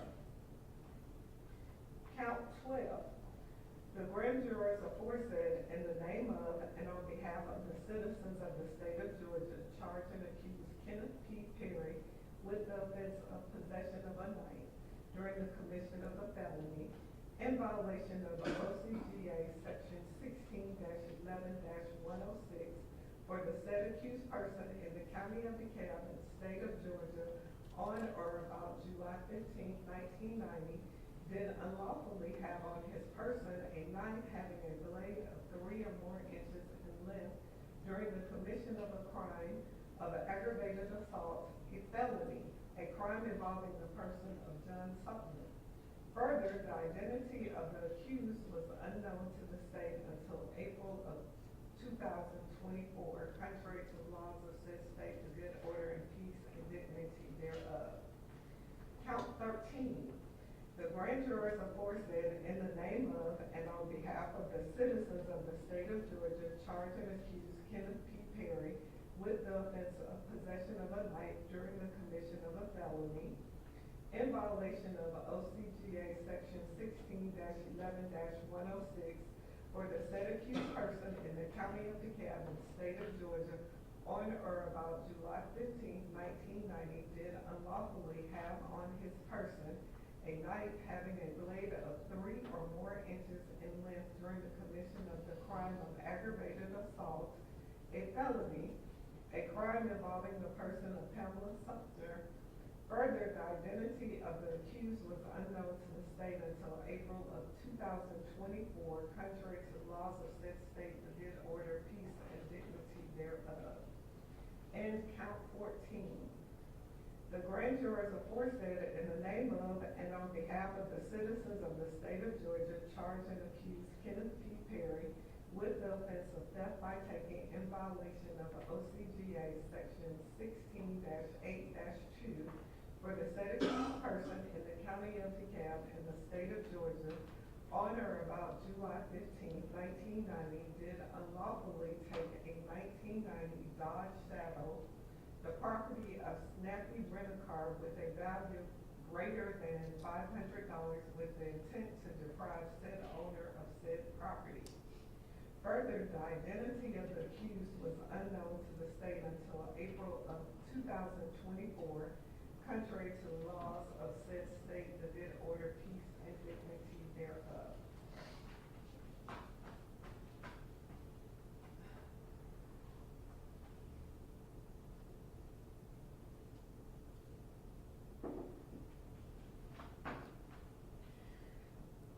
Ladies and gentlemen of the jury, you are considering the case of the state of Georgia versus Kenneth Perry, which is indictment number 24CR2608-4. The defendant has entered a plea of not guilty to this indictment. The indictment and the plea form the issue that you are to decide. Neither the indictment nor the plea of not guilty should be considered as evidence. The defendant is presumed to be innocent until proven guilty. The defendant enters upon the trial of the case with a presumption of innocence in his favor. This presumption remains with the defendant until it is overcome by the state with evidence that is sufficient to convince you beyond a reasonable doubt that the defendant is guilty of the offense charged. No person shall be convicted of any crime unless and until each element of the crime is proven beyond a reasonable doubt. The burden of proof rests upon the state to prove every material allegation of the indictment and every essential element of the crime charged beyond a reasonable doubt. There is no burden of proof upon the defendant whatsoever, and the burden never shifts to the defendant to introduce evidence or to prove innocence. However, the state is not required to prove the guilt of the accused beyond all doubt or to a mathematical certainty. A reasonable doubt means just what it says. A reasonable doubt is a doubt of a fair-minded, impartial juror honestly seeking the truth. A reasonable doubt is a doubt based upon common sense and reason. It does not mean a vague or arbitrary doubt, but is a doubt for which a reason can be given. Facts in which a reason can be given arising from a consideration of the evidence, a lack of evidence, or a conflict in the evidence. After giving consideration to all of the facts and circumstances of this case, if your minds are wavering, unsettled, or unsatisfied, then that is a doubt of the law and you must acquit the defendant. But if that doubt does not exist in your minds as to the guilt of the accused, then you would be authorized to convict the defendant. If the state fails to prove the defendant's guilt beyond a reasonable doubt, it would be your duty to acquit the defendant. Members of the jury, it is my duty and responsibility to determine the law that applies to this case and to instruct you on that law. You are bound by these instructions. It is your responsibility to determine the facts of the case from all of the evidence presented. Then you must apply the law I give you and the charge to the facts as you find them to be. Your oath requires that you will decide this case based on the evidence. Evidence is the means by which any facts that is put in the issue is established or disproved. Evidence includes all of the testimony of the witnesses and any exhibits admitted during the trial, stipulations of the attorneys, that is, any facts to which the attorneys have agreed with approval by the court. Evidence does not include the indictment, the plea of not guilty, opening or closing remarks, or the attorneys, or remarks of the attorneys, or questions asked by the attorneys. The parties have entered into a stipulation that has been approved by the court about the following. The state and the defense hereby agree and stipulate to the following. The parties stipulate to the following facts. Kenneth Perry resided in Detroit, Michigan in December of 1989. On October 8, 1990, Kenneth Perry represented that he was 5 feet 9 inches, 230 pounds, and residing at 7047 Swift Street in Lithonia, Georgia. The parties stipulate that the photograph of Kenneth Perry from October 8, 1990 is authentic and admissible in the evidence. The stipulations are entered into by the defendant freely and voluntarily. No further proof of these issues are necessary. The stipulation was entered into on the 10th day of March, 2025. Where parties stipulate facts, this is in the nature of evidence. You must take that fact or those facts as a given without the necessity of further proof. You make all decisions based on the evidence in this case.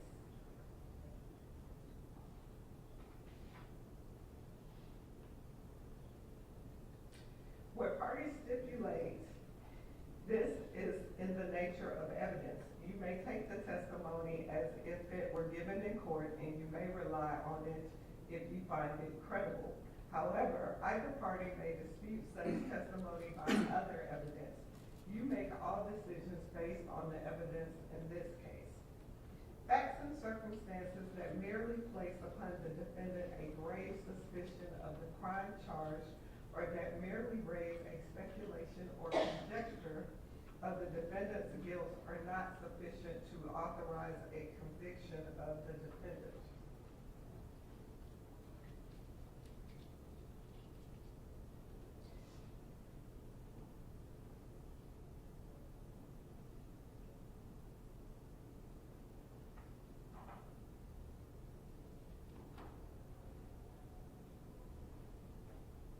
Direct evidence is that which may be seen or heard or otherwise directly sensed, such as by smell or taste or touch.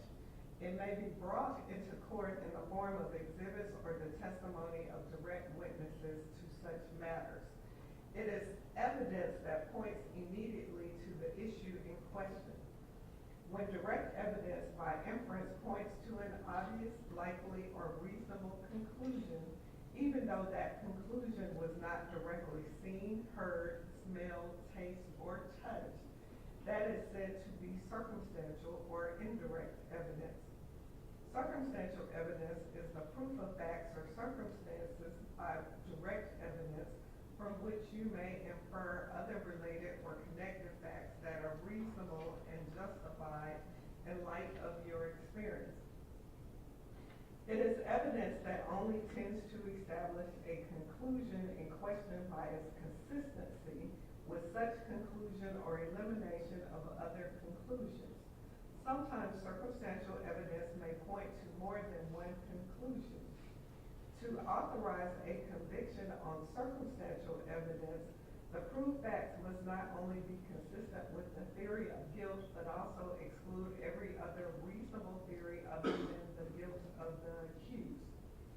The law does not require a higher or greater degree of certainty on the part of the jury to return a verdict based upon circumstantial evidence than upon direct evidence.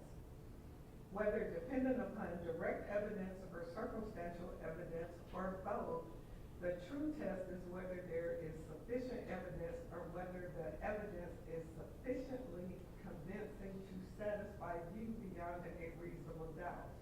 If not, you must acquit. If so, you may convict. There is no rule that either circumstantial or direct evidence is stronger than the other if conflicting. The comparative weight of circumstantial evidence and direct evidence on any given issue is a question of fact for the jury to decide.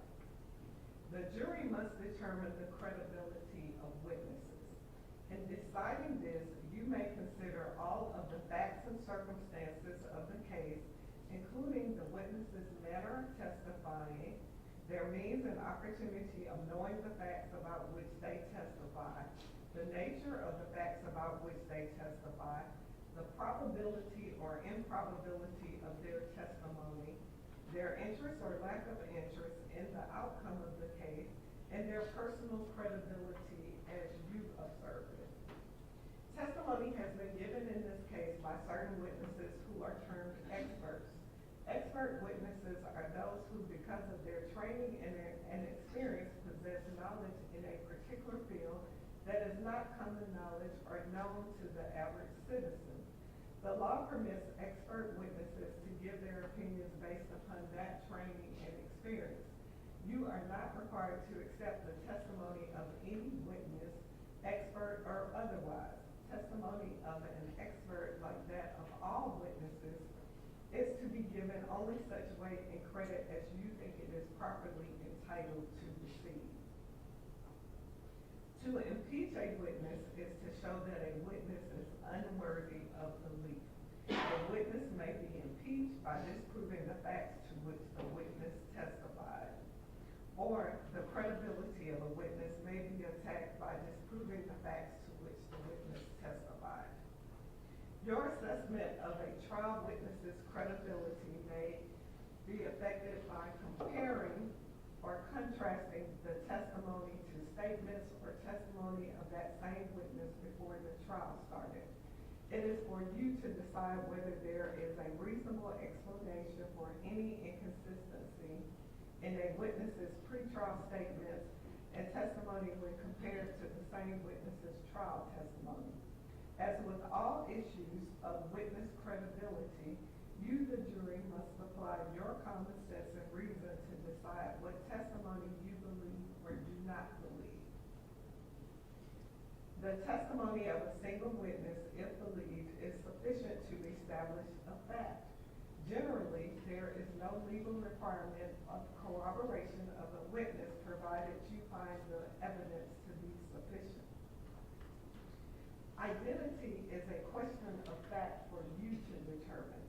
Your determination of identity is dependent upon the credibility of the witness or witnesses offered for this purpose. You should consider all of the factors previously charged you regarding credibility of witnesses. Some, but not all of the factors you may consider in assessing reliability of identification are the opportunity of the witness to view the alleged perpetrator at the time of the alleged incident, the witness's degree of attention toward the alleged perpetrator at the time of the alleged incident, the possibility of mistaken identity, whether the witness's witness's identification may have been influenced by factors other than the view the witness claimed to have. Whether the witness on any prior occasion did not identify the defendant in this case as the alleged perpetrator, and the length of time between the crime and the out-of-court identification. It is for you to say whether, under the evidence in this case, the testimony of the witnesses and the facts and circumstances of the case sufficiently identify the defendant beyond a reasonable doubt as the perpetrator of the alleged crime. It is not necessary that the defendant show that another person committed the alleged offense. If you do not believe the defendant has been sufficiently identified as the person who committed the alleged crime, or if you have any reasonable doubt about such, then it would be your duty to acquit the defendant. The burden of proof rests upon the state to prove beyond a reasonable doubt the identity of this defendant as the person who committed the crime alleged in this bill of indictment.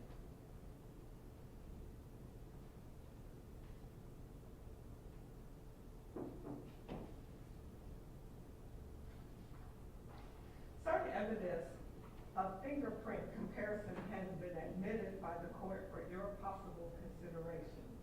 Identification by fingerprint comparison is opinion evidence and is dependent upon the credibility or believability and accuracy of the expert witness of witnesses called for that purpose, as well as the following factors: the validity of the theory of identification by fingerprint comparison, the credibility of the witness who performs other necessary functions in making the comparison, such as ink finger impressions and latent lifts, and the accuracy of procedures in identifying, preserving, recording, and maintaining integrity of the physical evidence, all of which are questions for the jury.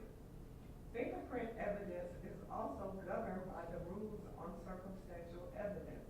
If you believe that fingerprints corresponding to those of the accused were found and identified, their evidentiary value, if any, would be diminished to the extent that they could reasonably have been left at the scene on the articles alleged at the time or under circumstances that would be consistent with innocence.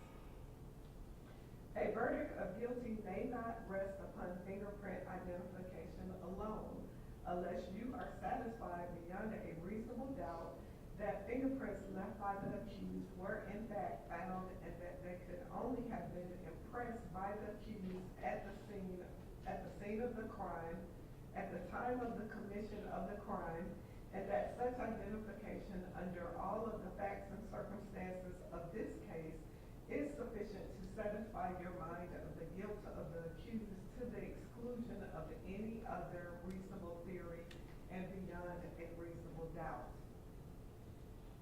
Evidence relating to DNA comparison has been admitted for your consideration.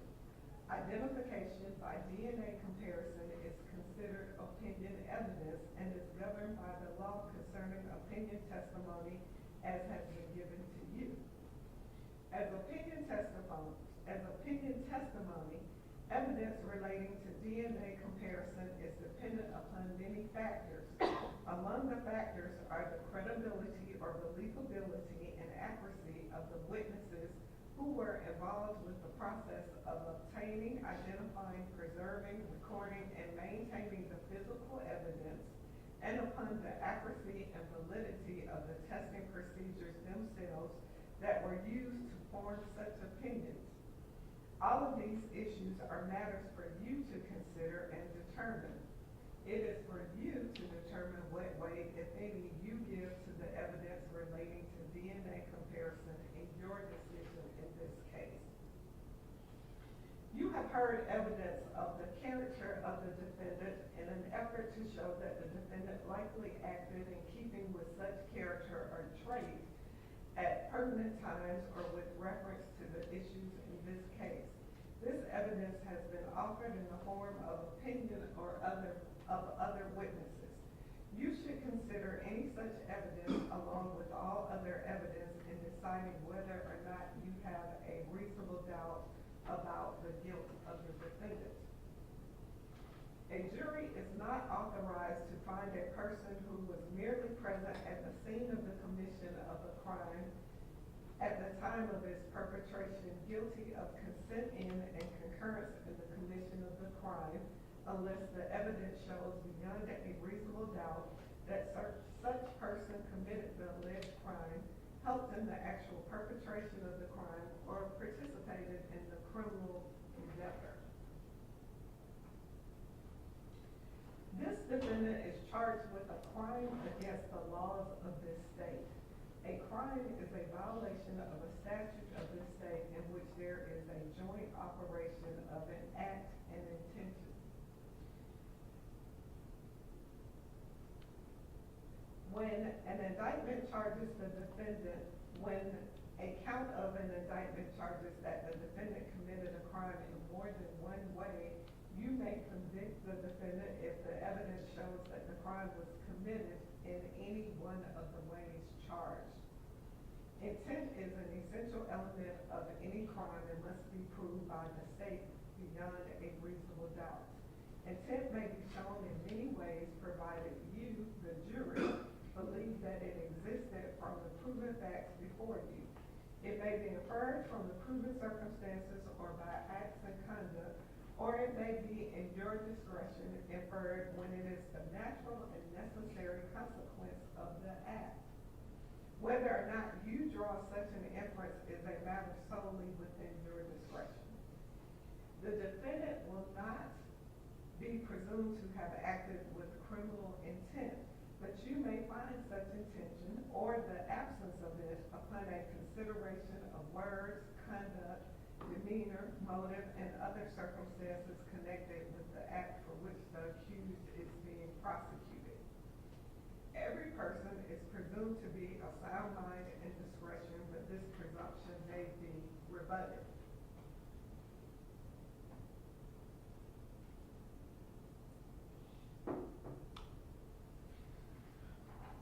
You may infer, if you wish to do so, that the acts of a person of sound mind and discretion are the product of that person's will, and a person of sound mind and discretion intends the natural and probable consequences of those acts.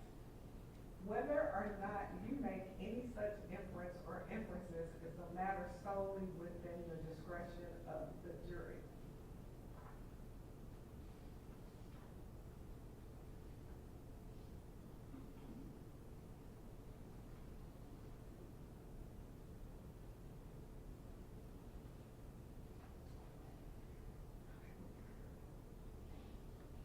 For malice murder, the state must prove that the defendant caused the death of another person unlawfully and with malice aforethought. The killing must have been done with malice to be murder. Malice, as the term is used here, is not necessarily ill will or hatred. Rather, it is the unlawful intent to kill without justification, without excuse, without mitigation. You may find malice when the circumstances show that the defendant acted with the deliberate intention to unlawfully take the life of another person. You may also find malice when there does not appear to be significant provocation and all of the circumstances of the killing show an abandoned and malignant heart. The state does not have to prove premeditation to prove murder. If a killing is done with malice, it is murder regardless of how briefly the malicious intent existed. No specific length of time is required for malice to arise in the defendant's mind. Malice may be formed in a moment and instantly a fatal wound may be inflicted. If malice was in the defendant's mind at the time of the act or the killing and moved the defendant to do it, that is enough for the killing to be murder. The state does not have to prove motive to prove murder.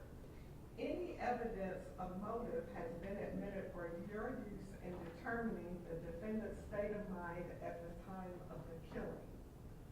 For felony murder, the state must prove that the defendant caused the death of another person by committing a felony.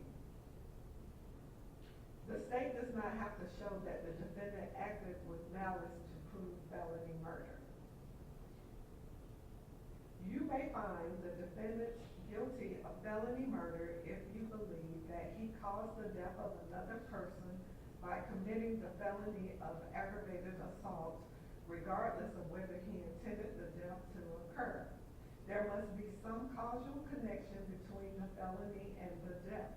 Felony murder is not established simply because the death occurred at the same time as or shortly after the felony was attempted or committed.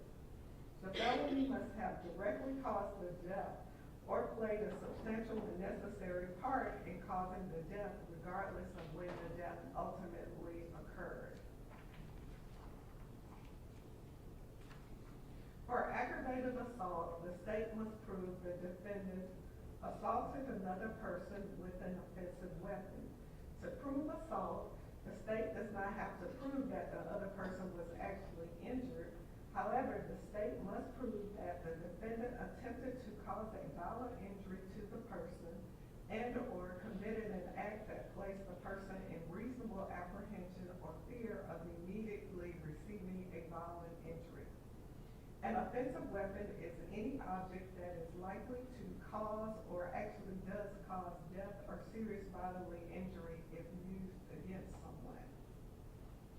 In deciding whether a knife is an offensive weapon, you may consider all of the following factors: the nature and extent of any injury inflicted, the character or capabilities of the weapon, the manner in which it was used, any display of it to the jury, any other circumstances of the case.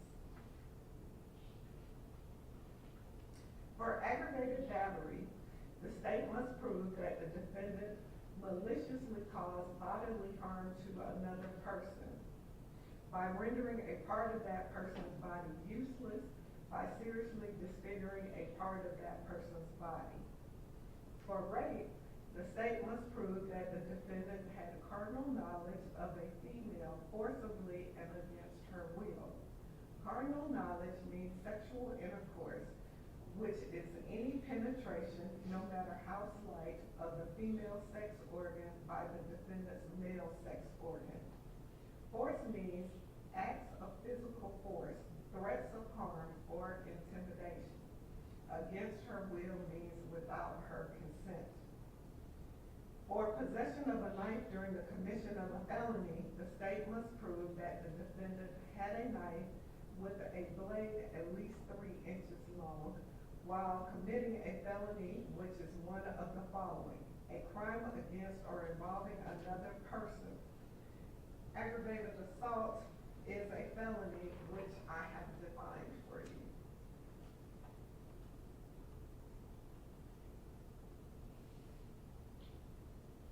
Theft by taking.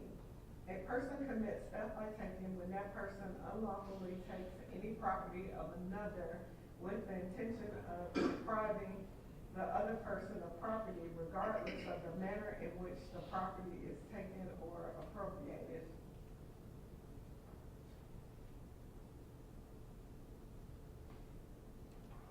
Theft valued over $500. If you believe beyond a reasonable doubt that the defendant committed the offense of theft by taking the property of a proven value in excess of $500 that is described in this indictment, then you would be authorized to find the defendant guilty. In that event, the form of your verdict would be, we, the jury, find the defendant guilty.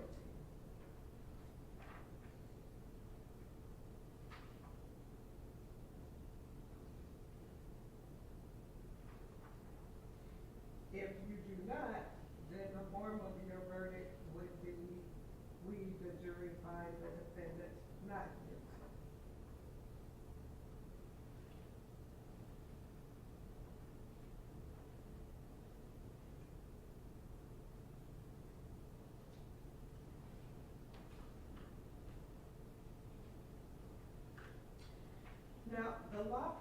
provides that criminal action shall be tried in the county in which the crime was committed. In a prosecution in any case in which it cannot be determined in what county the crime was committed, venue is proper and may be proved in any county in which the evidence shows beyond a reasonable doubt that it might have been committed.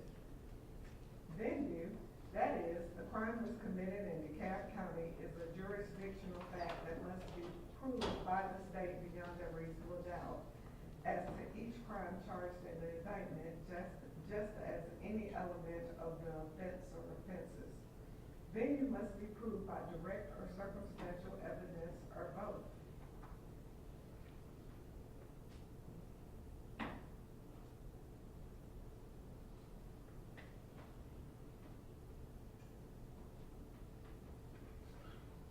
If after considering the testimony and evidence presented to you together with the charge of the court, you should find and believe beyond a reasonable doubt that the defendant in DeKalb County, Georgia did on or about July 15, 1990 commit the offenses of 2 counts of malice murder, 2 counts of felony murder, rape, 4 counts of aggravated assault, 2 counts of aggravated battery, 2 counts of possession of a knife during the commission of a felony, and theft by taking, as alleged in this indictment, you would be authorized to find the defendant guilty.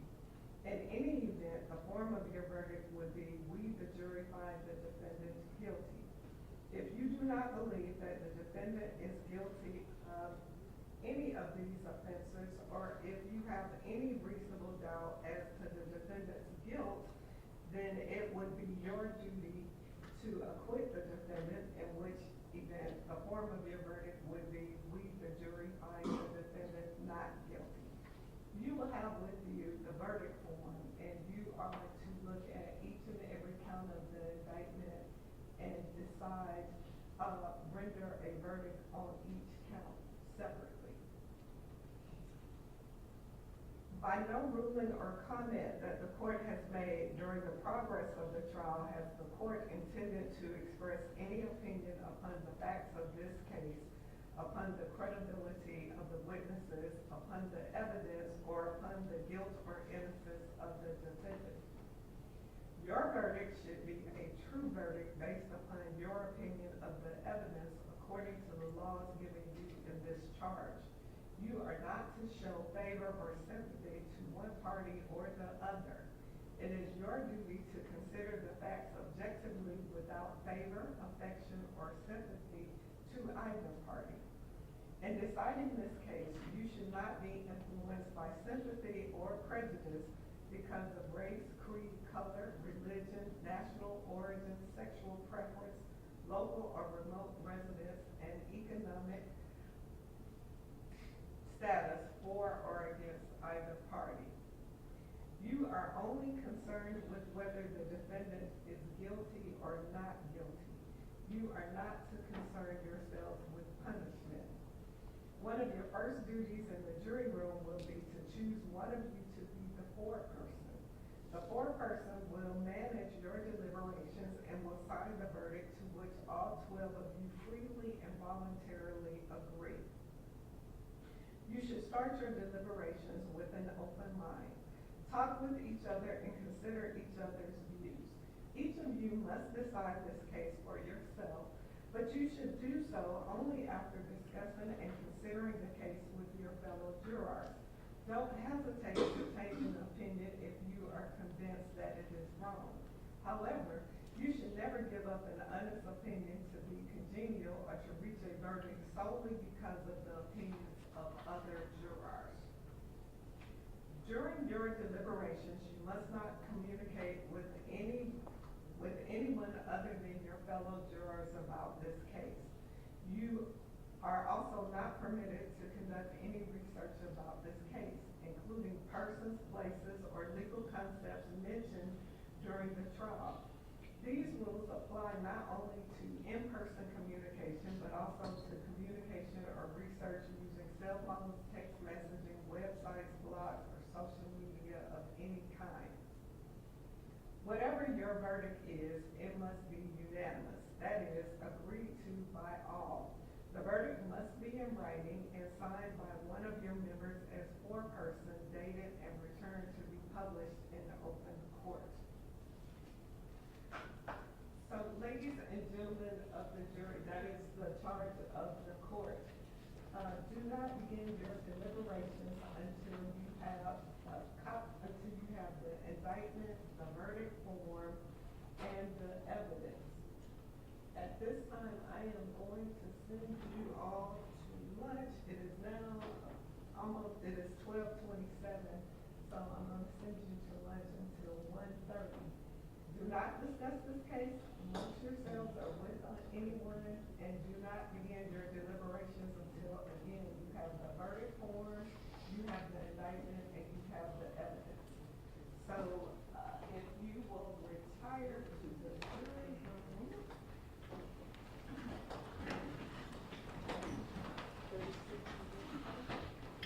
Jurors numbers 36 and 37, if you would remain in the courtroom.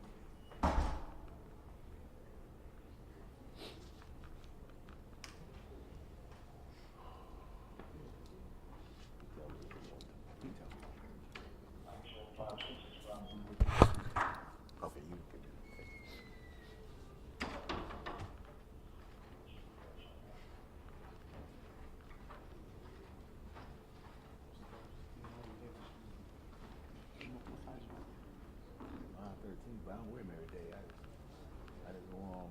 I keep mine 'cause I don't know, man. It's too heavy. Too heavy. Yeah, that thing.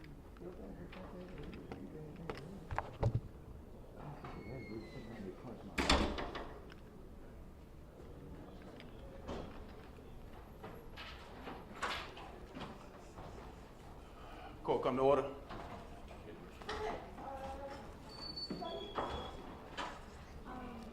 They're here, Judge, they were just out in the hallway. Yeah.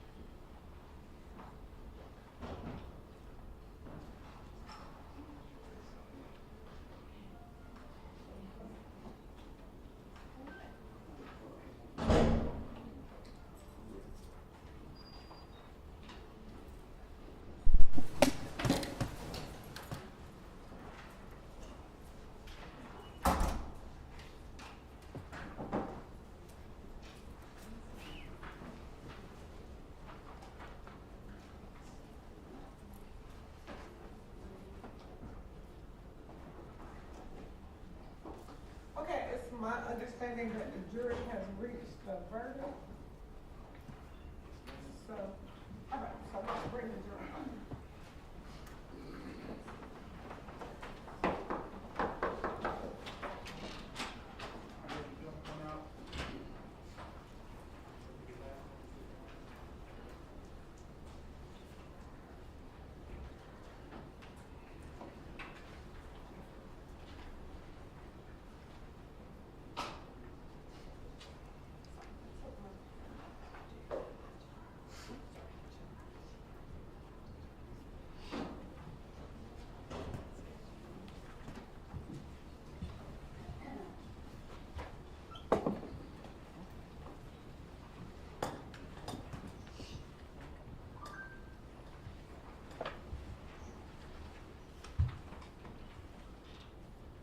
You all may be seated.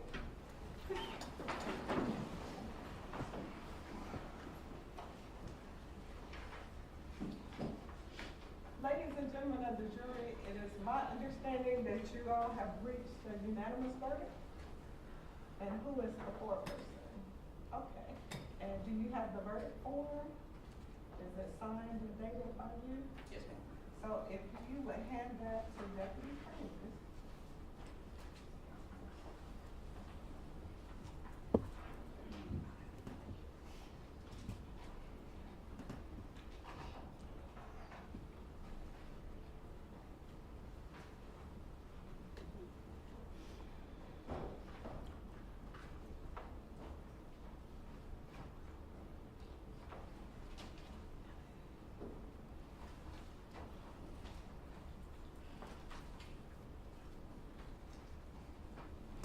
So at this time, would you go ahead and publish the verdict?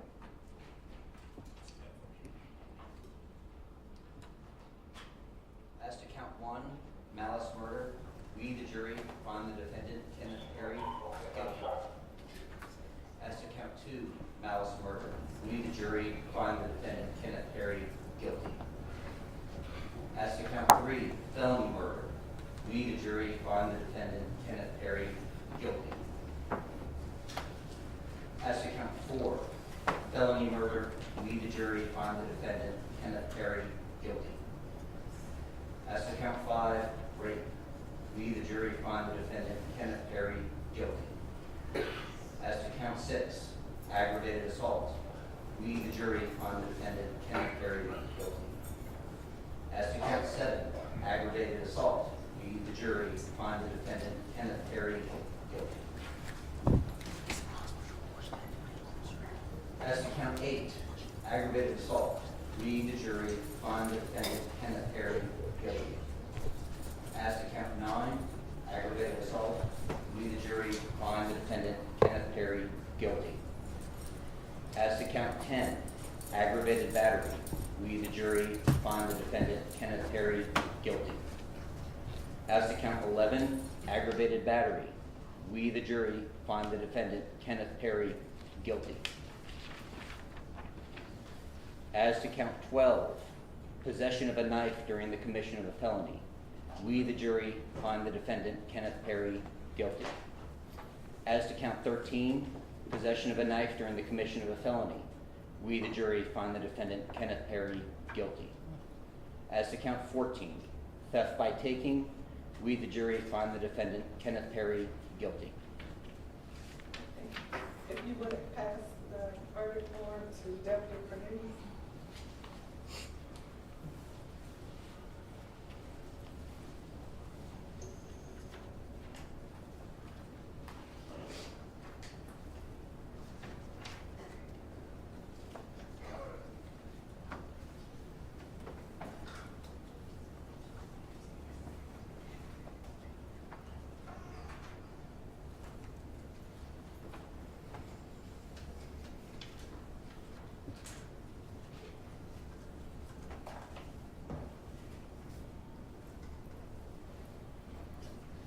Is there any reason why at this time this jury,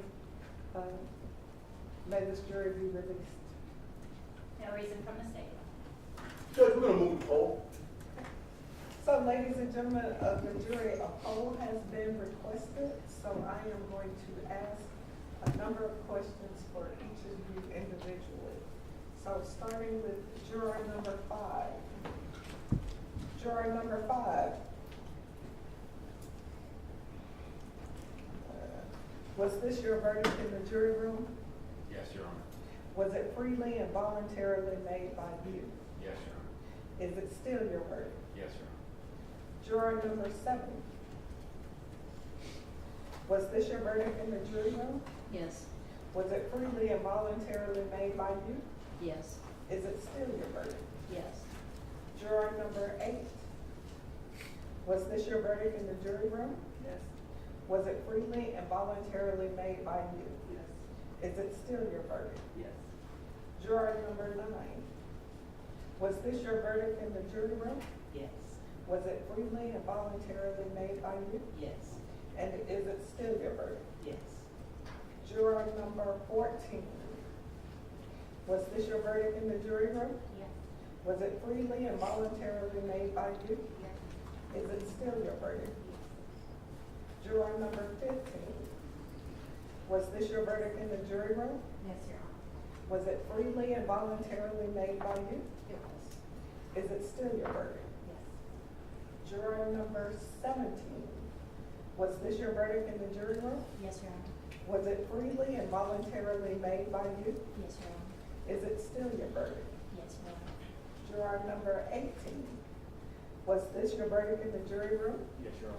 Was it freely and voluntarily made by you? Yes. And is it still your verdict? Yes. Juror number 21.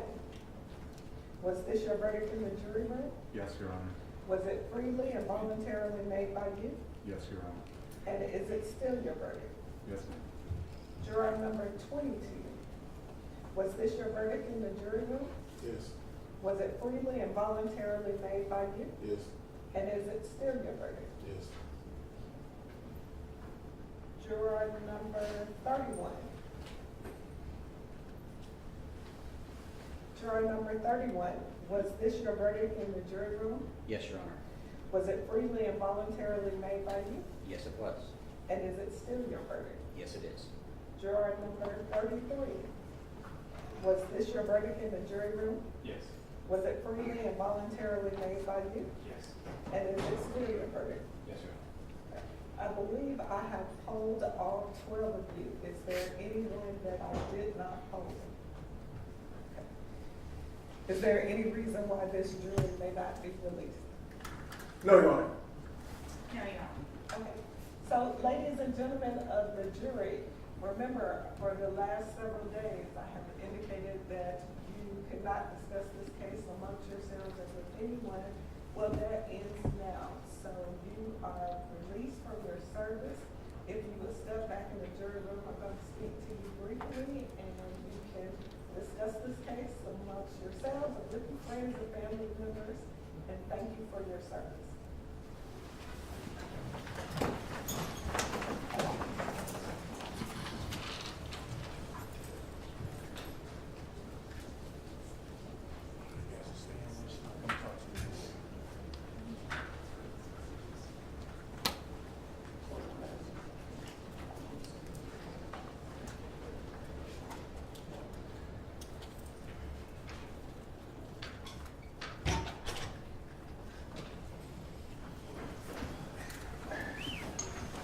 Okay, is there any reason why we cannot have sentencing Tuesday morning at 9 a.m.?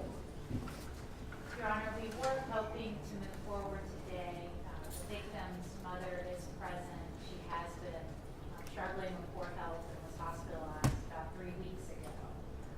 So it's very important for her to attend the sentencing and make a statement to the court. So the defense is ready to go forward today. We're hoping we might be. Judge, you prefer Tuesday, we can take her testimony at this time and just proceed on Tuesday. Is You it want the to take court? her, Victim impact now?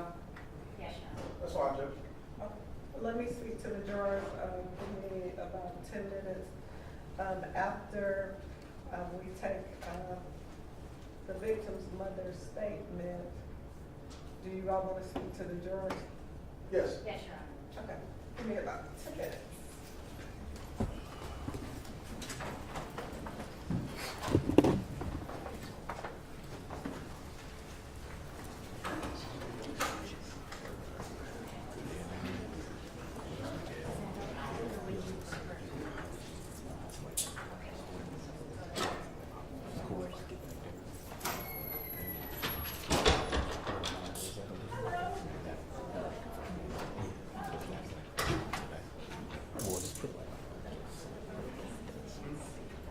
Well, just fine.